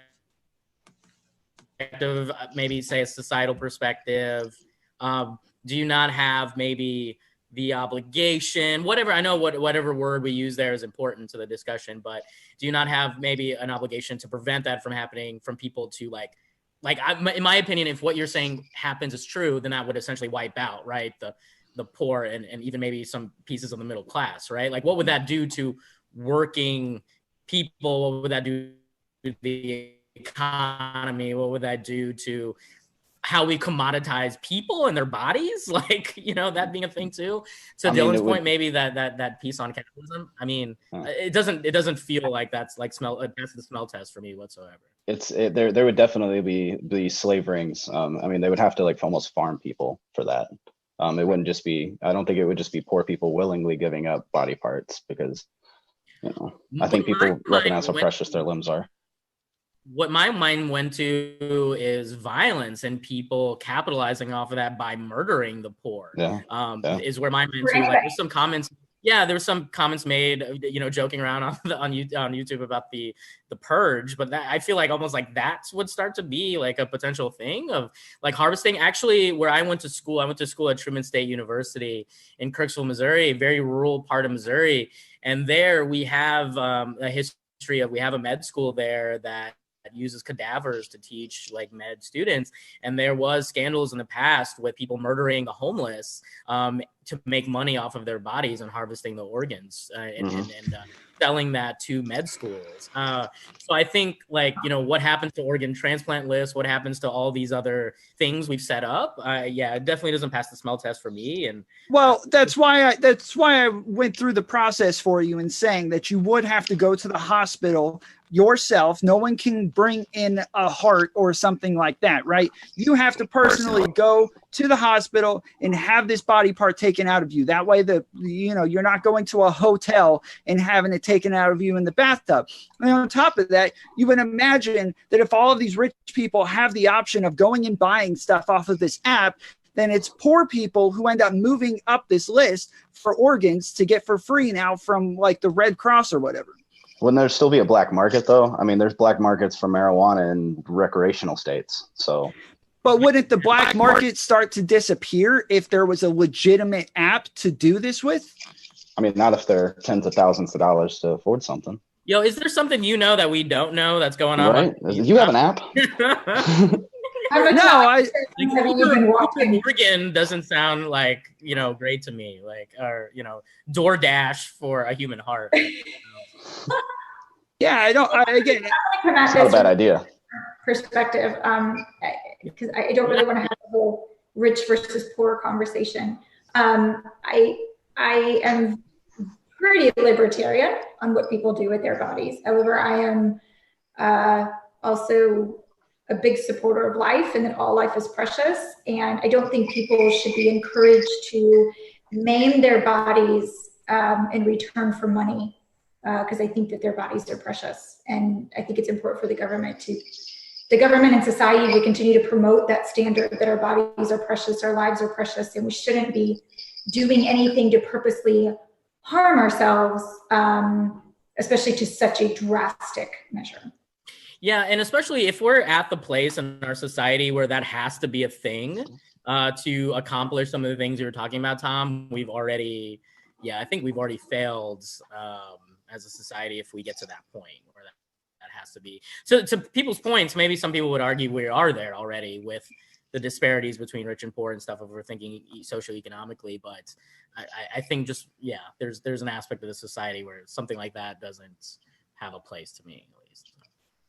Yeah, I just think it's an interesting conversation because it's not just about class and things like that, but it's also about the autonomy that you have over your own body and what you should or shouldn't be able to do with that, I guess, morally, ethically, or under the law. So, I mean, at the end of the day, I think we all believe you should be able to do what you want to do. And if you want to cut off your finger and sell it to somebody, I mean, I don't think that there should necessarily be guys with guns drawn trying to stop you from doing so. But at the end of the day, I think we also want to foster a better society with better mental stability and give them more options to progress in life than to have to result to something like that. Okay, I'm going to go to Saed's topic. The way it reads is, what is masculinity in a post #MeToo era? And how do we teach it to young men as parents and as society? I mean, is that essentially what the question should be? Is that phrased correctly, Saed? Yeah, it was more of an understanding of like how do people fall on what is like now, especially now in today's society, really talking about what masculinity is. And I think a big, huge context to discussing masculinity is coming off of increased awareness and wanting to do things about sexual violence, domestic violence, stalking, these sorts of things. And so my curiosity is like, where do people lie on like what is masculinity, the merits of even examining masculinity in the context of violence, and how do people explore what masculinity is with young people or people in their lives, I guess. Can I go first as a woman, as the only woman? Feel free. So I'm a woman and I'm also a stepmom to an 11-year-old boy. And I read a lot about boys and men. And I think that part of the issue that we're having, I don't think we should be blaming masculinity for domestic violence and sexual violence. I think in fact, men need to be taught that, boys need to be taught that aggression is normal. It's part of being a boy. However, boys need other men in their lives to teach them how to process that and apply it in a healthy way that does not involve sexual violence or domestic violence. And obviously, the vast majority of men are not sexually or physically violent. And so it's happening. Like, we are doing this successfully.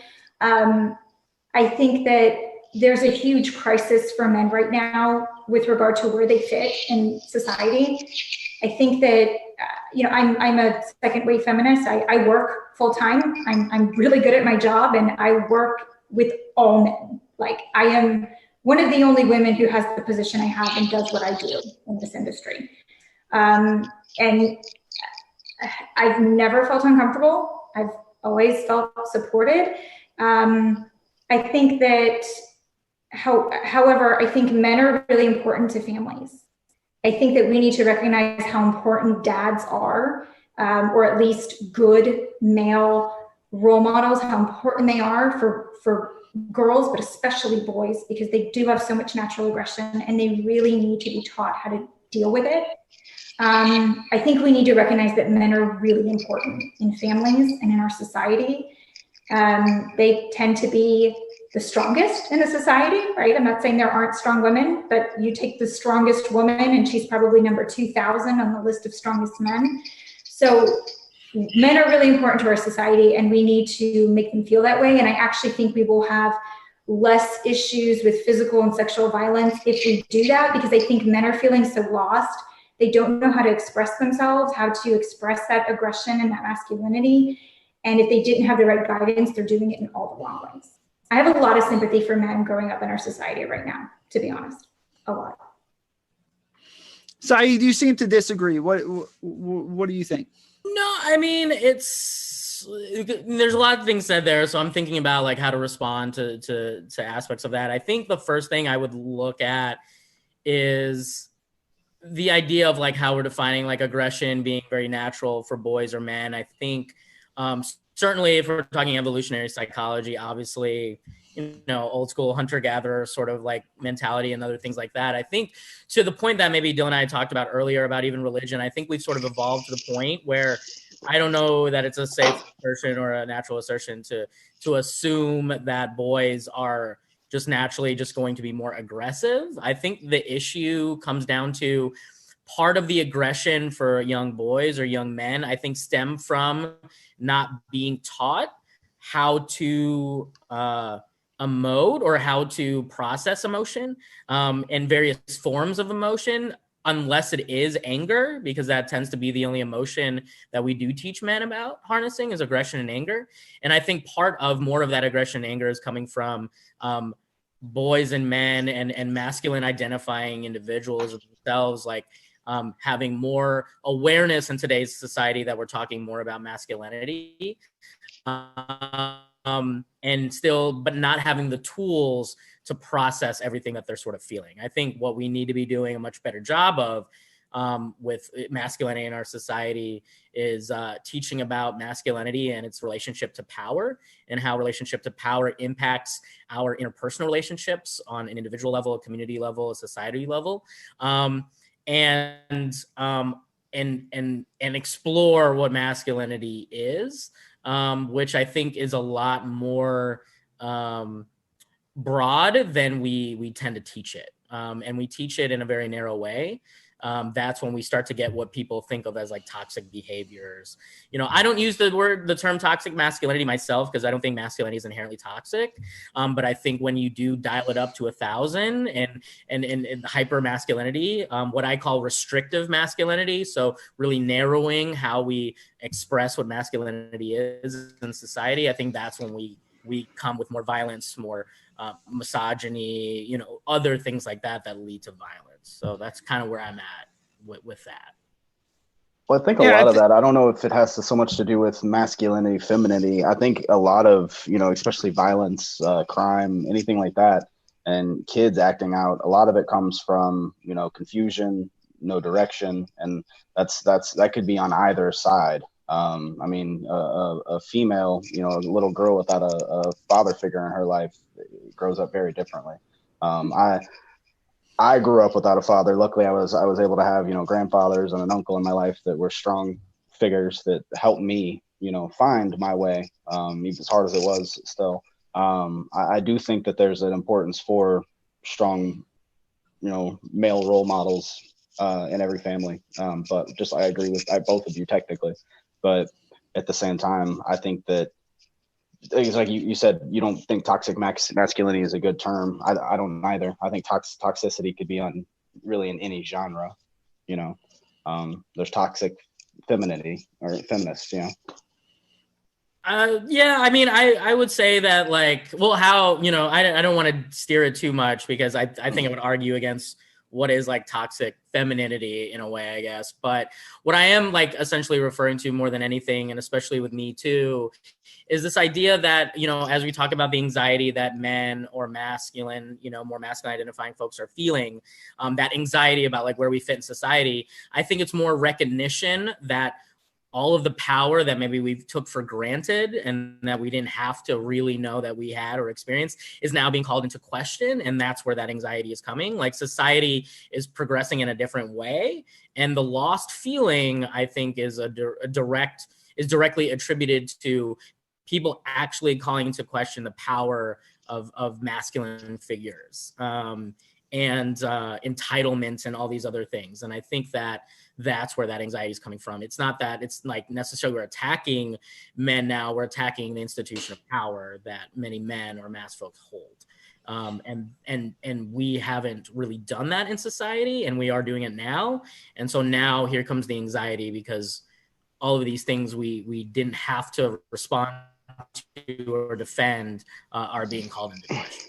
So then, Saed, what are then, because if we're gonna say how do we raise our men and not just how do we raise our children, then what are specifically masculine traits? Right. So I think that there's what you would call like traditional masculine traits, right? Things that go into things like, you know, strength to a certain extent, like assertiveness, some of these things, but also with the idea that the issue I think is that we often teach men, you know, that these traits and characteristics are synonymous with masculinity and what it means to be a man, but not give them any room to behave or act in a different manner. So when we do have men that cry or emote or are vulnerable in any way that's looked at as weakness, when as natural human beings, we're all much more on a continuum of gender dynamics or of like continuum of what is masculine and femininity, right? Like yin and yang, right?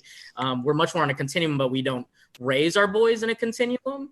And so because we raise them in such a restrictive fashion, that's where a lot of the anxiety, the depression, the anger, a lot of that comes from. From the German study I just read recently, the name is evading me, but according to them, like it is more natural for men to hold their feelings in. And not only that, but even when they are distressed or sad or depressed or whatever, it's also more likely for them to not want to be touched, for them not to want to be around people. They don't want to be comforted, and that these things are even like seen in children at very young ages. And then they even tested this in primates, and it was very common as well. If they got injured, if they got hurt, if one of their partners died or something, they would also kind of shell off into seclusion for a while because they needed to deal with things on their own. And that's not as common with women. And most, I guess, third wave feminism would describe most toxic masculinity as coming from this, as coming from holding your emotions inside to the point where you can't control yourself or can't control your emotions anymore, and you end up exploding. But according to the study, it's not that society makes them be quiet. It's not that society asks them not to cry or not to be emotional. It's that this is just the natural state for men. And they've evolved this way. I mean, women are more emotional because they care for children. They must be more emotional. They have to be more neurotic or their babies would die. Like they literally would be like, oh no, the baby's fine, right? They have to be highly neurotic, highly emotional to properly care for children and rear children. Men, that's not what they evolved for, right? So I know that like we're supposed to be an evolved species, but we're still kind of animals. And we still have a lot of those traits that aren't bad. They're not bad. It's okay for us to be different as long as we respect each other. And as long as for both genders, like the negative aspects of their gender are, they receive some sort of guidance as to how to deal with them. So for men, aggression, men are told like, you being aggressive means that you're a bad person, instead of being told like, hey, it's normal to feel anger. Here are some tools, right? would be taught to them by other men. Typically, women don't get as angry, except for me. I get plenty angry. So I don't know. I think it's okay to tell men that they're men and tell women that they're women, and that both are so important to our society. Because if women weren't women, babies would not make it. And if men weren't men, babies would not make it. So I think both are equally important. It's okay that they're different.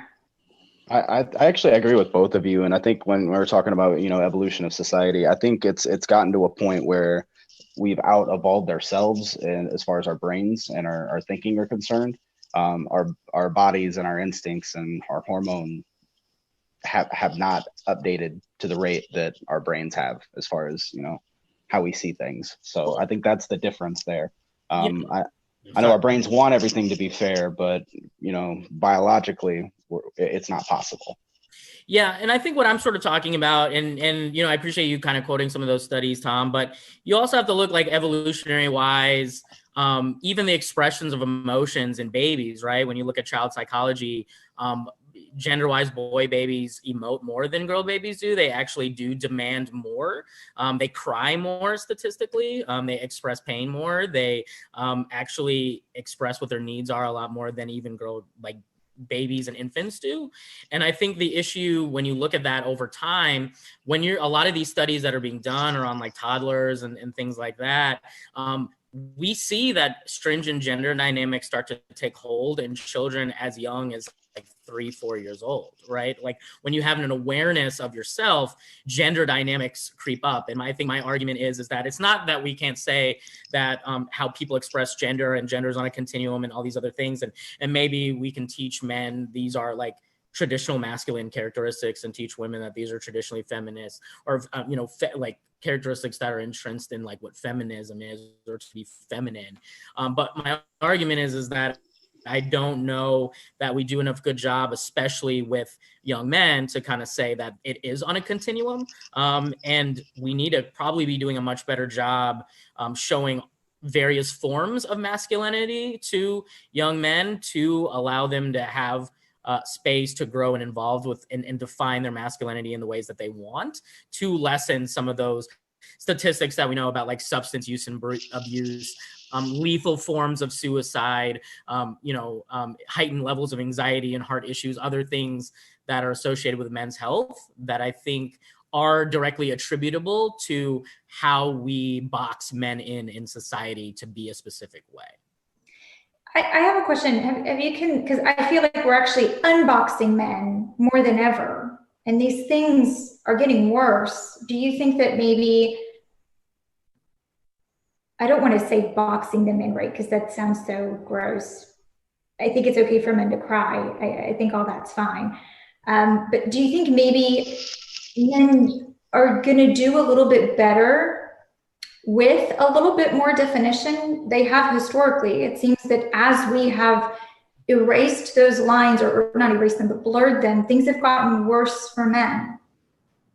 It's not going well. We're trying and it's not working. So where I would agree with you to a certain extent is that because we are now calling into question what is masculinity and having all these discussions about masculinity in today's society, I think where we've fallen off the wagon is actually giving or providing a solid framework for what is healthy masculinity, right? There's so many different definitions and constructs around unhealthy masculinity and unhealthy expressions of masculinity, toxic masculinity, these sorts of things. But what we haven't done as a society is like go to men and say, okay, we're going to call into question all of your power and the way that you were raised and all these restrictive things. But we're also not going to provide you a pathway, and we're not going to provide you a map to how to explore what we're talking about, right? So I definitely find common ground with you on that.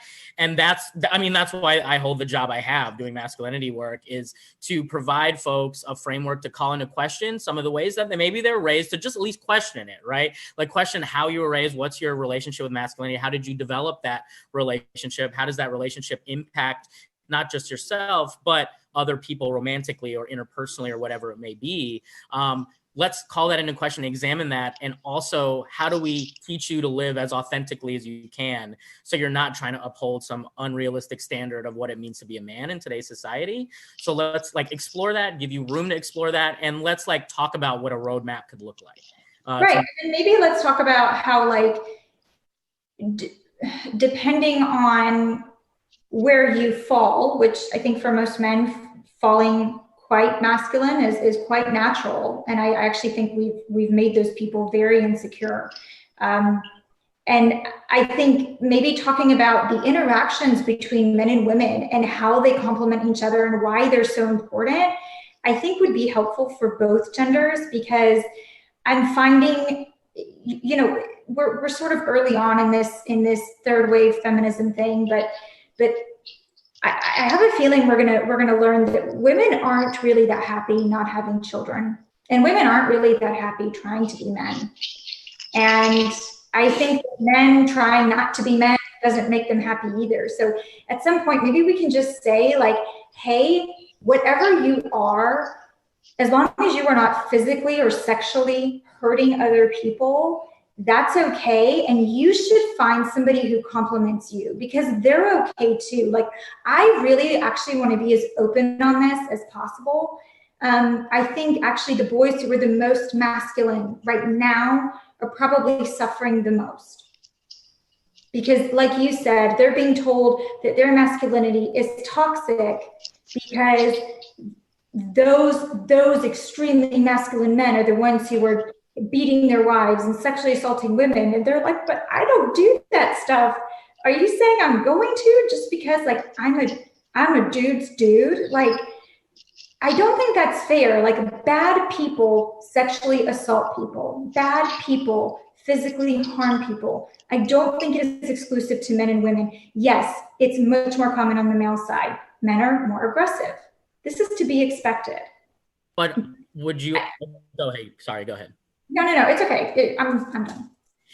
Yeah, so I guess I'm wondering if we're gonna say that like bad people are kind of doing bad, it's not necessarily exclusive to men or women or whatever gender dynamic, you know, we're talking about in this context. Like, how do we tackle the issues of the disproportionately men causing violence, not in large drones necessarily, but when you know, sexual violence statistics, like you said, as long as you're not sexually harming someone or physically harming someone, we're okay.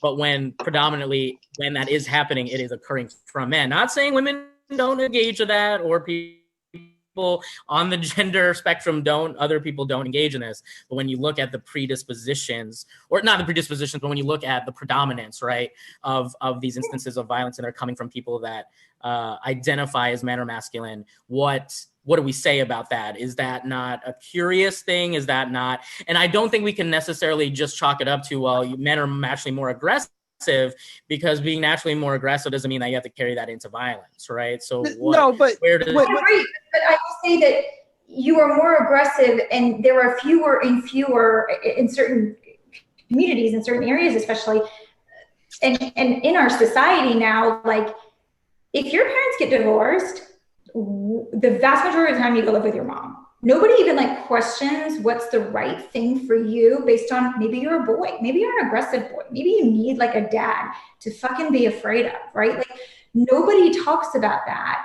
And I think I agree with you. These more aggressive people are typically men, and more aggressive people typically commit these acts. I think that the issue is not their aggression, because they've always been aggressive. They have not changed. Like, men have not gotten more aggressive with time. I think they've gotten less aggressive. I think the issue is they do not have role models in their community to help guide them and help tell them, like, dude, it's normal for you to get angry. Like, totally cool. But you cannot hit people. If you can't use your words, you need to walk away. Walk away. Because let me tell you what's going to happen. You're going to destroy your life. You're going to hurt this person. You're going to fuck up your whole family. Like, we need role models to help these kids. I mean, have you read The Boy Crisis since you're in this area? Sure. Yeah. So it's like, you know, boys need to wrestle with their dads so their dads can say, hey, if you do this, we are done playing. And then they do it, and it's like, no, I'm not going to play with you anymore. Like, I'm not going to do this because you're being, at this point, you're just being mean. You're being violent. This is not okay. And that's how they kind of learn boundaries. Right. So I think what I'm thinking about in regards to that, there's a lot of things, and I know like we could take up like a lot of time going into this because obviously it's my favorite subject, but I think too, there's plenty of instances though, it's not as if men are telling other men that like, hey, it's okay to be violent, right? Like not necessarily, that's not happening in large droves.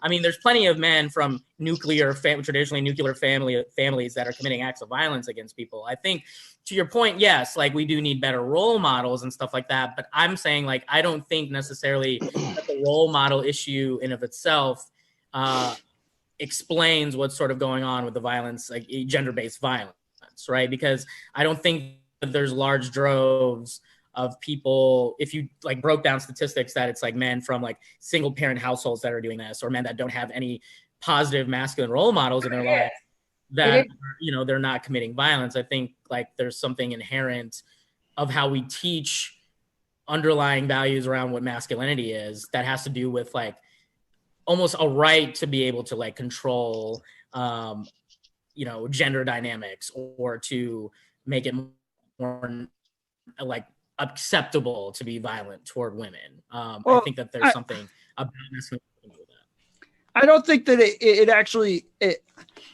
I don't think it's excused by this, but I think that men do have a predisposition to be more physical. And that doesn't mean that they're predisposed to be more violent. But if that's how they express themselves more often than not, then it is more likely that they're going to express themselves in some sort of physical way, whether it's violent or not, which means that women then are not going to express themselves in a more physical way. Like if a woman's going to kill you, they're less likely to use a gun and more likely to use poison, right? Like that means that that the physicality of it is why they end up being violent at higher rates than women do. I mean, if those are the two that we're comparing and we say, well, one is inherently more physical than the other, that does explain it. It just means that the person who is actually being violent in a toxic way or physical in a toxic way is, it has some other underlying issue under it.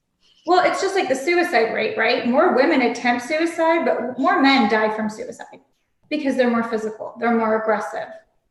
Well, I would argue that it's not necessarily because they're more physical or aggressive, but because men are taught more that there is less hope for, you know, and I think that lack of hope is attributed to how we do or don't teach men to wrestle and tackle emotions and mental health. And that sort of thing. So that's more of what my argument. So, because it sounds like there's some things that we can definitely agree on, but I think a lot of the underlying issues I would say are coming from maybe a different place than maybe some of y'all. But, you know, I mean, this is something I enjoy talking about. Dyllan, do you have anything else to add? I mean, I see, like I said, both sides of the argument for sure. I think that, just like I said before, I think we're at a point where we're battling thousands of years of programming.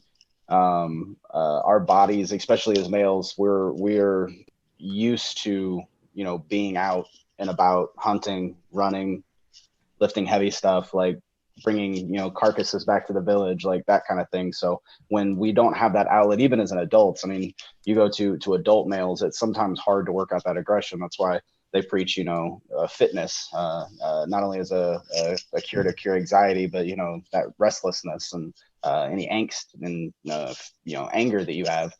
So it's the same thing as kids. They don't have an outlet, and they don't have the role models. And it's the problem with every other fucking problem in our society. Shitty parents raising shitty kids. Well, that's what I did, was family and couple therapy was my specialty. So. Yeah. Okay, so let's get into the last topic. I guess by a show of hands, if you're in the chat, type a 1. Who knows what the alt-right pipeline is? Anybody? No? Okay. So I guess it's hard to make this a topic then if no one really knows what it is. But there's a thing called the alt-right pipeline, and It's like a farm team for Nazis. Kind of, yes. So the alt-right is a farm team for the Nazis.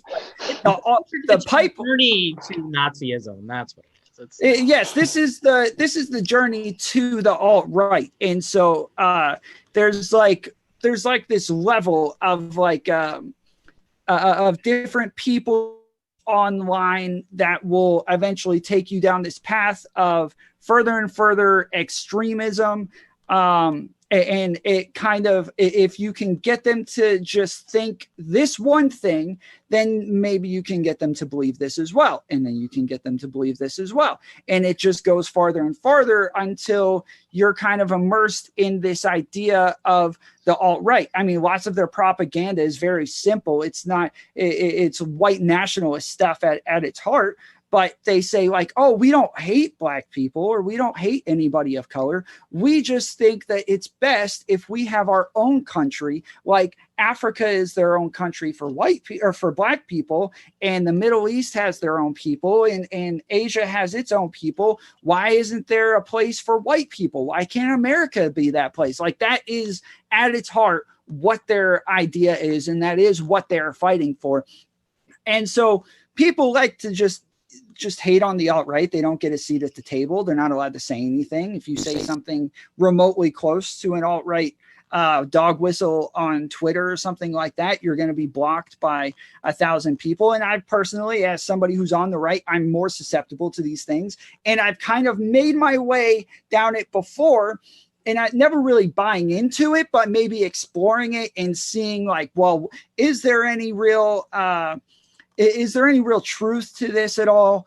And the farther and farther in I got, I guess the more if I would put ideas out there just to see what other people thought, the more I was blocked. I was blocked all across social media by so many people. There's more people who block me on Twitter than I have followers. In that, it's more than triple the amount of people who I have following me have blocked me. Because I would just put something out there and say, I don't really believe this, but I'd like to know what you guys think. And I'd get just a whole lot of hate messages and tweets and retweets and all of this stuff. And then immediately those people have blocked me, and their fans have blocked me, and their followers and everybody has blocked me. And I think that could actually lead to more extremism. Instead of having a conversation with this person, instead of saying, hey, you're just dumb and you're an idiot and I hate you and now I'll never talk to you again and I'm blocking you. Instead of doing that, I would think that those people are just as responsible for the alt-right pipeline as the people who are in the alt-right pipeline. They're just as responsible for extremism as the actual extremists. What do you guys think?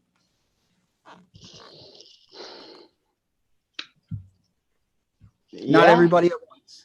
It's I can see where you're coming from for sure. But at what point when we've all been there. We've all debated Trump fanatics. At what point do you how can you gauge a conversation with them is what I'm saying. There's no talking to them. They immediately come with names so it's to write them off and block them. It's much easier to do and to ignore them because there's no conversation to be had on their side. So I don't know if that's necessarily enabling it. I think interacting with it in itself is probably doing worse than anything. Yeah, there's a lot of debate about what to do with that, right? I think when you're talking all right too, so would your argument be I guess it depends on what part of the spectrum someone is on that you're talking about engaging with, right? Because the all right pipeline, that is a continuum, right? That's the whole point, to normalize and then to desensitize and all those sorts of things. So I guess my question is what are we being asked to engage with? Are we being someone, am I being asked, especially as a person of color, to engage with someone who's being blatantly racist against brown men who like espouse beliefs that I'm less than, or espouse beliefs that are maybe pro-violence against someone that looks Muslim or who might be Muslim or has an Arabic name, such as myself. Like, what are we? Because it almost like, it sounds like we're sort of talking to a certain extent, like being tolerant of the intolerant. That sort of like South Parky sort of thing. So I guess that's what I'm sort of asking is like, who are we being asked to actually engage with? Like, who on these? Yeah, so there are people out there who are willing to have this conversation objectively. They're just not, I guess, they're just not given, I guess, the right media to watch. And so if you end up looking at like one person, YouTube's going to suggest somebody similar to them and then somebody similar to them. And you end up going on down this line, but you're not watching the responses to this stuff. You're not watching somebody who's far left who's saying, hey, if you saw this video, guess how dumb it is. That doesn't pop up on your suggestions. And so all you're seeing is stuff that's, okay, well, maybe that makes sense, but there's not like enough of the opposite end of that argument for you to hear. And so there's a lot of people who want to engage in this objectively. They're just not able to. So you got a small taste, Saed, of Destiny the other day. Okay. So Destiny is so well known for, most well known more than anything else for, what do you call it? De-radicalizing alt-righters and neo-Nazis and all of that stuff. That is what he is most well known for, because they come on his show and they debate these topics. And normally the first thing out of their mouth is, well, why can't I just respect white culture? And then he says, well, what is white culture? And they really have a hard time answering that. And I guess they never had really thought about that. They just hear white culture repeated over and over all the time, to where they really bought into this idea of white culture and what it is. But it's hard to define what white culture is, really, especially American culture is pulled from all over the place. You drive down the road and you've got Taco Bell and you've got Chinese food and you've got everything. Like, a lot of our culture is just pulled from every other culture around the world, because that's what we are. We're the melting pot for the world. And so if you aren't really exposed to the other side of this argument, maybe it's just all you hear, and you post something and nobody's willing to engage with it. And instead of you thinking, oh, well, I'm so wrong that they're just blocking me because they don't want to see it. Instead, what your thought process is, man, I put out an argument that they can't even contend with, and they're not willing to handle it. And so they're just going to block me instead of dealing with the reality. That's what you come away thinking. So I would just offer really quickly that I think part of the issue, though, there's a lot of things that I'm thinking about what direction to go in right now with what you just said. But one thing that I would say is that, like, I don't often see, and maybe this is me making assumptions, but based on like how these conversations generally go, I don't see an honest conversation coming from alt-righters to have like an actual debate or actual like exploration of these ideas. I don't think many alt-writers are entering this space to really have an authentic and genuine debate to listen and hear and express ideas. And I just don't see that happening. Maybe that's my sphere, but I don't think people enter into these conversations in integrity personally. So I think that that's part of like the lack of wanting to engage in that. And I'll speak for myself for now. I also think, though, you also have to consider the ease in which someone who looks like Destiny has going into that kind of space and having that kind of debate, as opposed to someone who maybe looks like me or looks different than Destiny. He is Cuban. I know. He doesn't. The way he looks. There's an aspect of like proximity to what whiteness is and how we define whiteness in this country that I certainly, if I show up, wouldn't get as much as like a Destiny would, right? So I think there's also something to be said about having these conversations from a POC standpoint, and what that looks like for you to have a debate with someone who's really just like downplaying your actual existence. We already see, or your own reality, we already know psychologically that like people make fun of even the word microaggression, right? Or make fun of like words don't matter and these, so they're just jokes and stuff. But we actually have psychological evidence that looks at brain activity when someone has been microaggressed against or has experienced racism, and they show up in the same way that TBIs and other like PTSD from war and other things show up, but in smaller scales. So there's smaller impacts that they have on your brain and your white matter in your brain and what happens and your memory and stuff. So there's little traumas that are happening. So every time someone is like being racist to you, or you're having some sort of discussion and you're reactive, quote unquote, triggered, whatever word you want to use, we do have evidence to show that that is impacting you on a physiological level. And you exacerbate that by being like a POC, talking about race with someone who denies that existence. It's an emotional burden that I know many POCs don't want to even deal with. And I think it is the responsibility in those conversations that maybe more white folks or white passing folks are actually having those sorts of conversations. The same reason why I do masculinity work is that men and mass folks buy what I'm saying more than they buy what women are saying, which I think is unfortunate. And so my job is to like make it to where you believe anyone that's telling you the shit that I'm talking about, and doesn't have to come from someone who looks like me. But I think that's why we have people that like are like Tim Wise, or even in your, you know, what you're talking about, a Destiny who looks the way he does, that are able to usher these conversations more effectively than someone who maybe doesn't look like some of these people making these arguments. So I think that's another reason I might disengage, is like, look, I ain't got time for that. Like, I really don't. Ain't nobody got time for that. So Daniela? Well, we touched on this when I was on the show last time. I think this is dangerous. I think that the more that I'm with Tom. I mean, I think the more that you isolate these people, the easier it is for them to kind of go down that path, because then they're only engaging with people who agree with them. And Saed, I get what you're saying. Like, I do understand it. However, there is a YouTuber, I think she's called Tree of Logic, who debated David Duke. Yeah. She also debated Destiny. She's a Black woman. She annihilated him. I mean, the guy he is a complete moron, but I mean, just exposed him for like zero logic, zero anything. Like, right. And I think that's so great, because there's somebody who was going down that path who watched that and was like, okay, well, that just killed off everything I believed. And so candidly, I have a lot of the same experiences you guys are talking about, engaging with people on the far right. I've had the same experiences. I've had a lot of those same experiences engaging with people on the far left, but I still do it on both sides, because I'm honestly concerned about the polarization and the lack. I think both of those sides, I think the far left and the far right, are equally dangerous. Right now, the far left is more dangerous just because they have more power. They're a bit more mainstream. But I think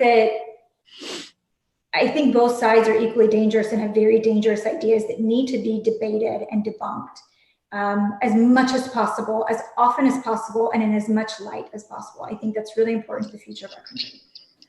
I mean, I know for most people that it's from the Soviet Union and I wasn't raised in a communist country. My parents came to the United States in 1991. So I've seen what extremism does to nations, even nations of really great people.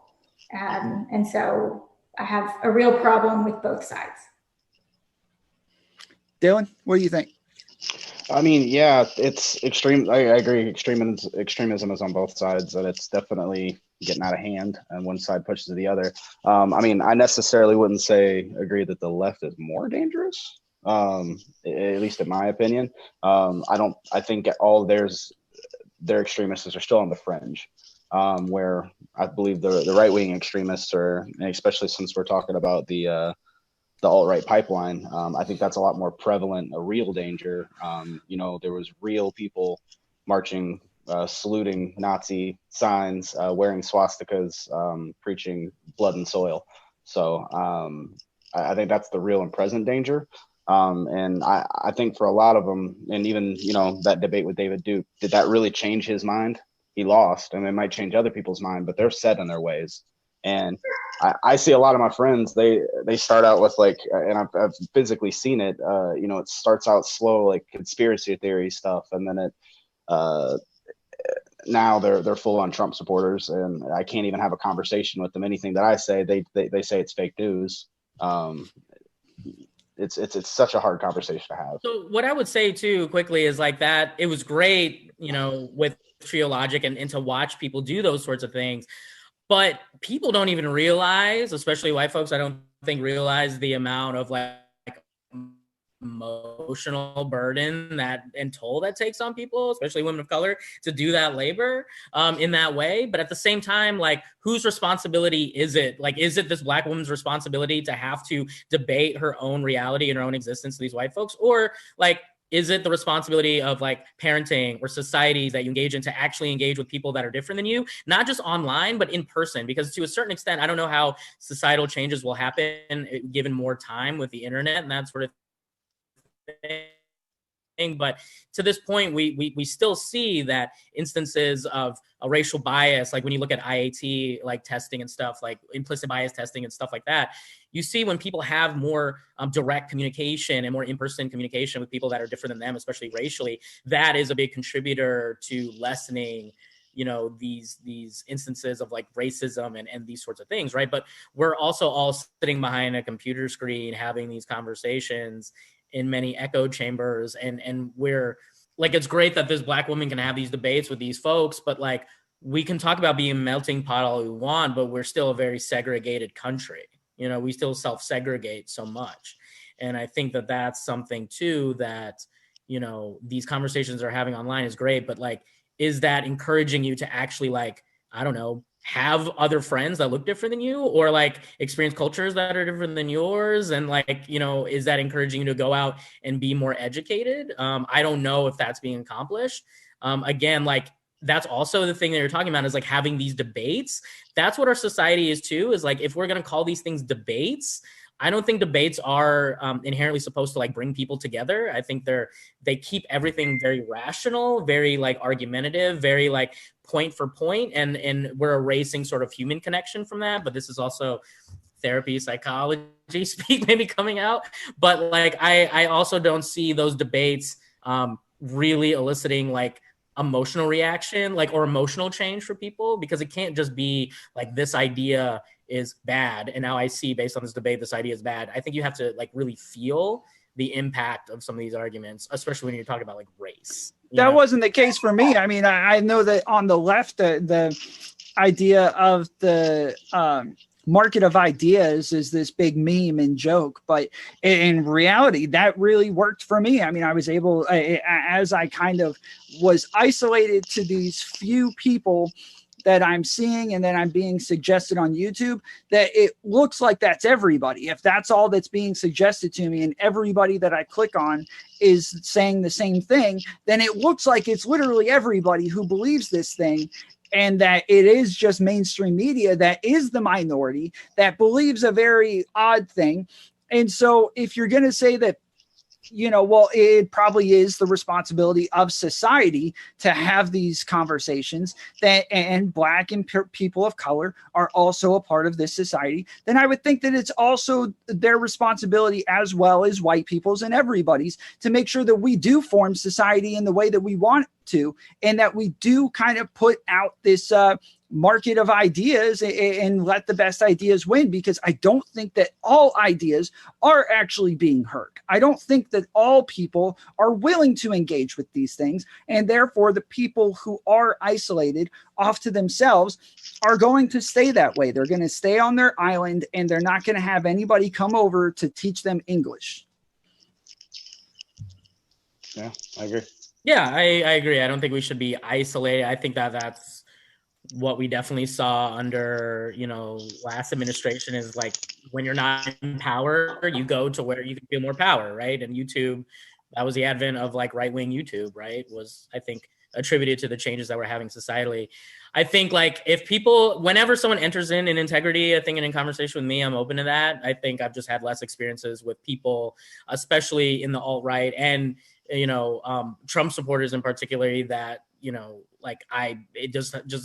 hasn't felt like there's integrity in those conversations for me. So Sure. Yeah, I have the same issue. I mean, I'm conservative and I'm right wing. And even when I try to have conversations with people that are also conservative but believe different things than me, they are not going to take any amount of proof. Sometimes they're not going to take any amount of logic. They're just going to keep calling it fake news. They're going to keep saying, fake news, no collusion. Like that's their entire I guess realm of vocabulary. Yeah, and it's that I can't get through to them. Some of the papers, I've had the idea that you need to like look at today's political climate and like cult mentality. So like studying of cults, I think, is a way to go to like understand more psychologically what's kind of going on right now. That's just cult research. But it's also 1984.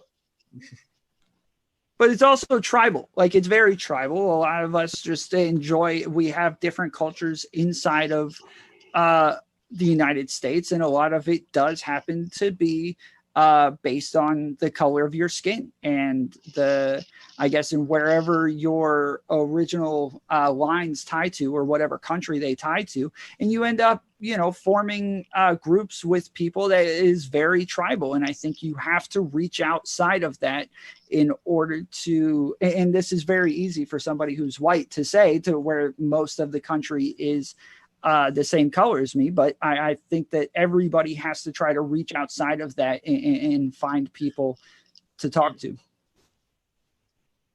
And I agree with that. I just think that there's some like internal, like on an individual level or community level, to like do some of that inner work in your own communities, even before you're able to really reach out and have some of those productive conversations. That just could be me, but I think like entering in those conversations with a level of self-awareness is important that I think people lack. And like real damage or further damage or harm can be done when that's like happens. So just from like a psychological place, I think. Sure. And I think we're all obviously going to agree on this because we all came onto this show to have discussions and to have debates. And so all of us are obviously going to be like, yeah, well, everybody should do that. Like it's not easy for everybody. And I understand that. But I think that actually blocking somebody to where they don't see your ideas and they don't see what you're posting and what you're saying, I think that is detrimental in the end. I don't think there can be any good from that, except for, like you said, I mean, maybe it's shielding them from, or themselves from the microaggressions that it could bring towards them. So maybe it helps somewhat. I appreciate you guys coming on. This was awesome. This was a lot of fun. I like having more people on at once. It really makes for a fruitful discussion the more people we have on, and then especially like around the political spectrum. So this was really good. I don't know, most everybody, as soon as we end the show, they're like, that was 2 hours. I thought that was like 20-30 minutes. Like, does it feel like 2 hours for y'all? Because it feels like freaking 3 hours for me. My back is killing me. Yeah, I get that lumbar support. Yeah. Is that an Office reference or is that just a quote that you use? Office reference. Lumbar support. Shout out to the chair. My girlfriend said they're taking Netflix or The Office off of Netflix. Yeah, she is really upset. That might radicalize me, honestly, online. You can still get it on Hulu, can't you? I'm like, I need The Office in my life, or else who knows what the fuck's gonna happen to me and my masculinity, right? So. He's gonna start beating women randomly on the street. I definitely hope not. My job would not like that. It'd be horrifying. More exploration of restrictive masculinity. This was really good for the show. I hope this was really good for you guys. I hope you enjoyed it. And everybody who's watching, go to the channel, subscribe. You can follow me on Facebook. I stream every Saturday, just going through random stuff. Random people call in and have conversations. And so we're trying to get that started and get a bigger community within the chat that we can actually talk to and engage with. So check it out. And this podcast will be available on a bunch of other platforms in audio. So you can go listen to this once it's all up. I appreciate you guys coming on. And I guess that's it. Y'all have a good night. This was awesome. Night. Yeah. Thanks, everybody. Thank you. Thanks, guys. Thanks for tuning in to the Tomfoolery podcast. If you'd like to hear more from Tomfoolery, you can check us out on facebook.com/tomfoolerypc. That's facebook.com/tomfoolerypc. You'll get all sorts of updates on new episodes coming out. You'll be able to watch clips and videos, and we even live stream once in a while on Facebook as well. If you'd like to follow me on Twitter, go to twitter.com/tomfooleryp. Or if you'd like to email me, you can email me at tfoolery.pc@gmail.com. The Tomfoolery podcast is currently available on these platforms: YouTube, Google Podcasts, Pandora, Spotify, iHeartRadio, Stitcher, and Podbean. It would be available on iTunes still if they didn't keep taking my podcast down. Later, fools.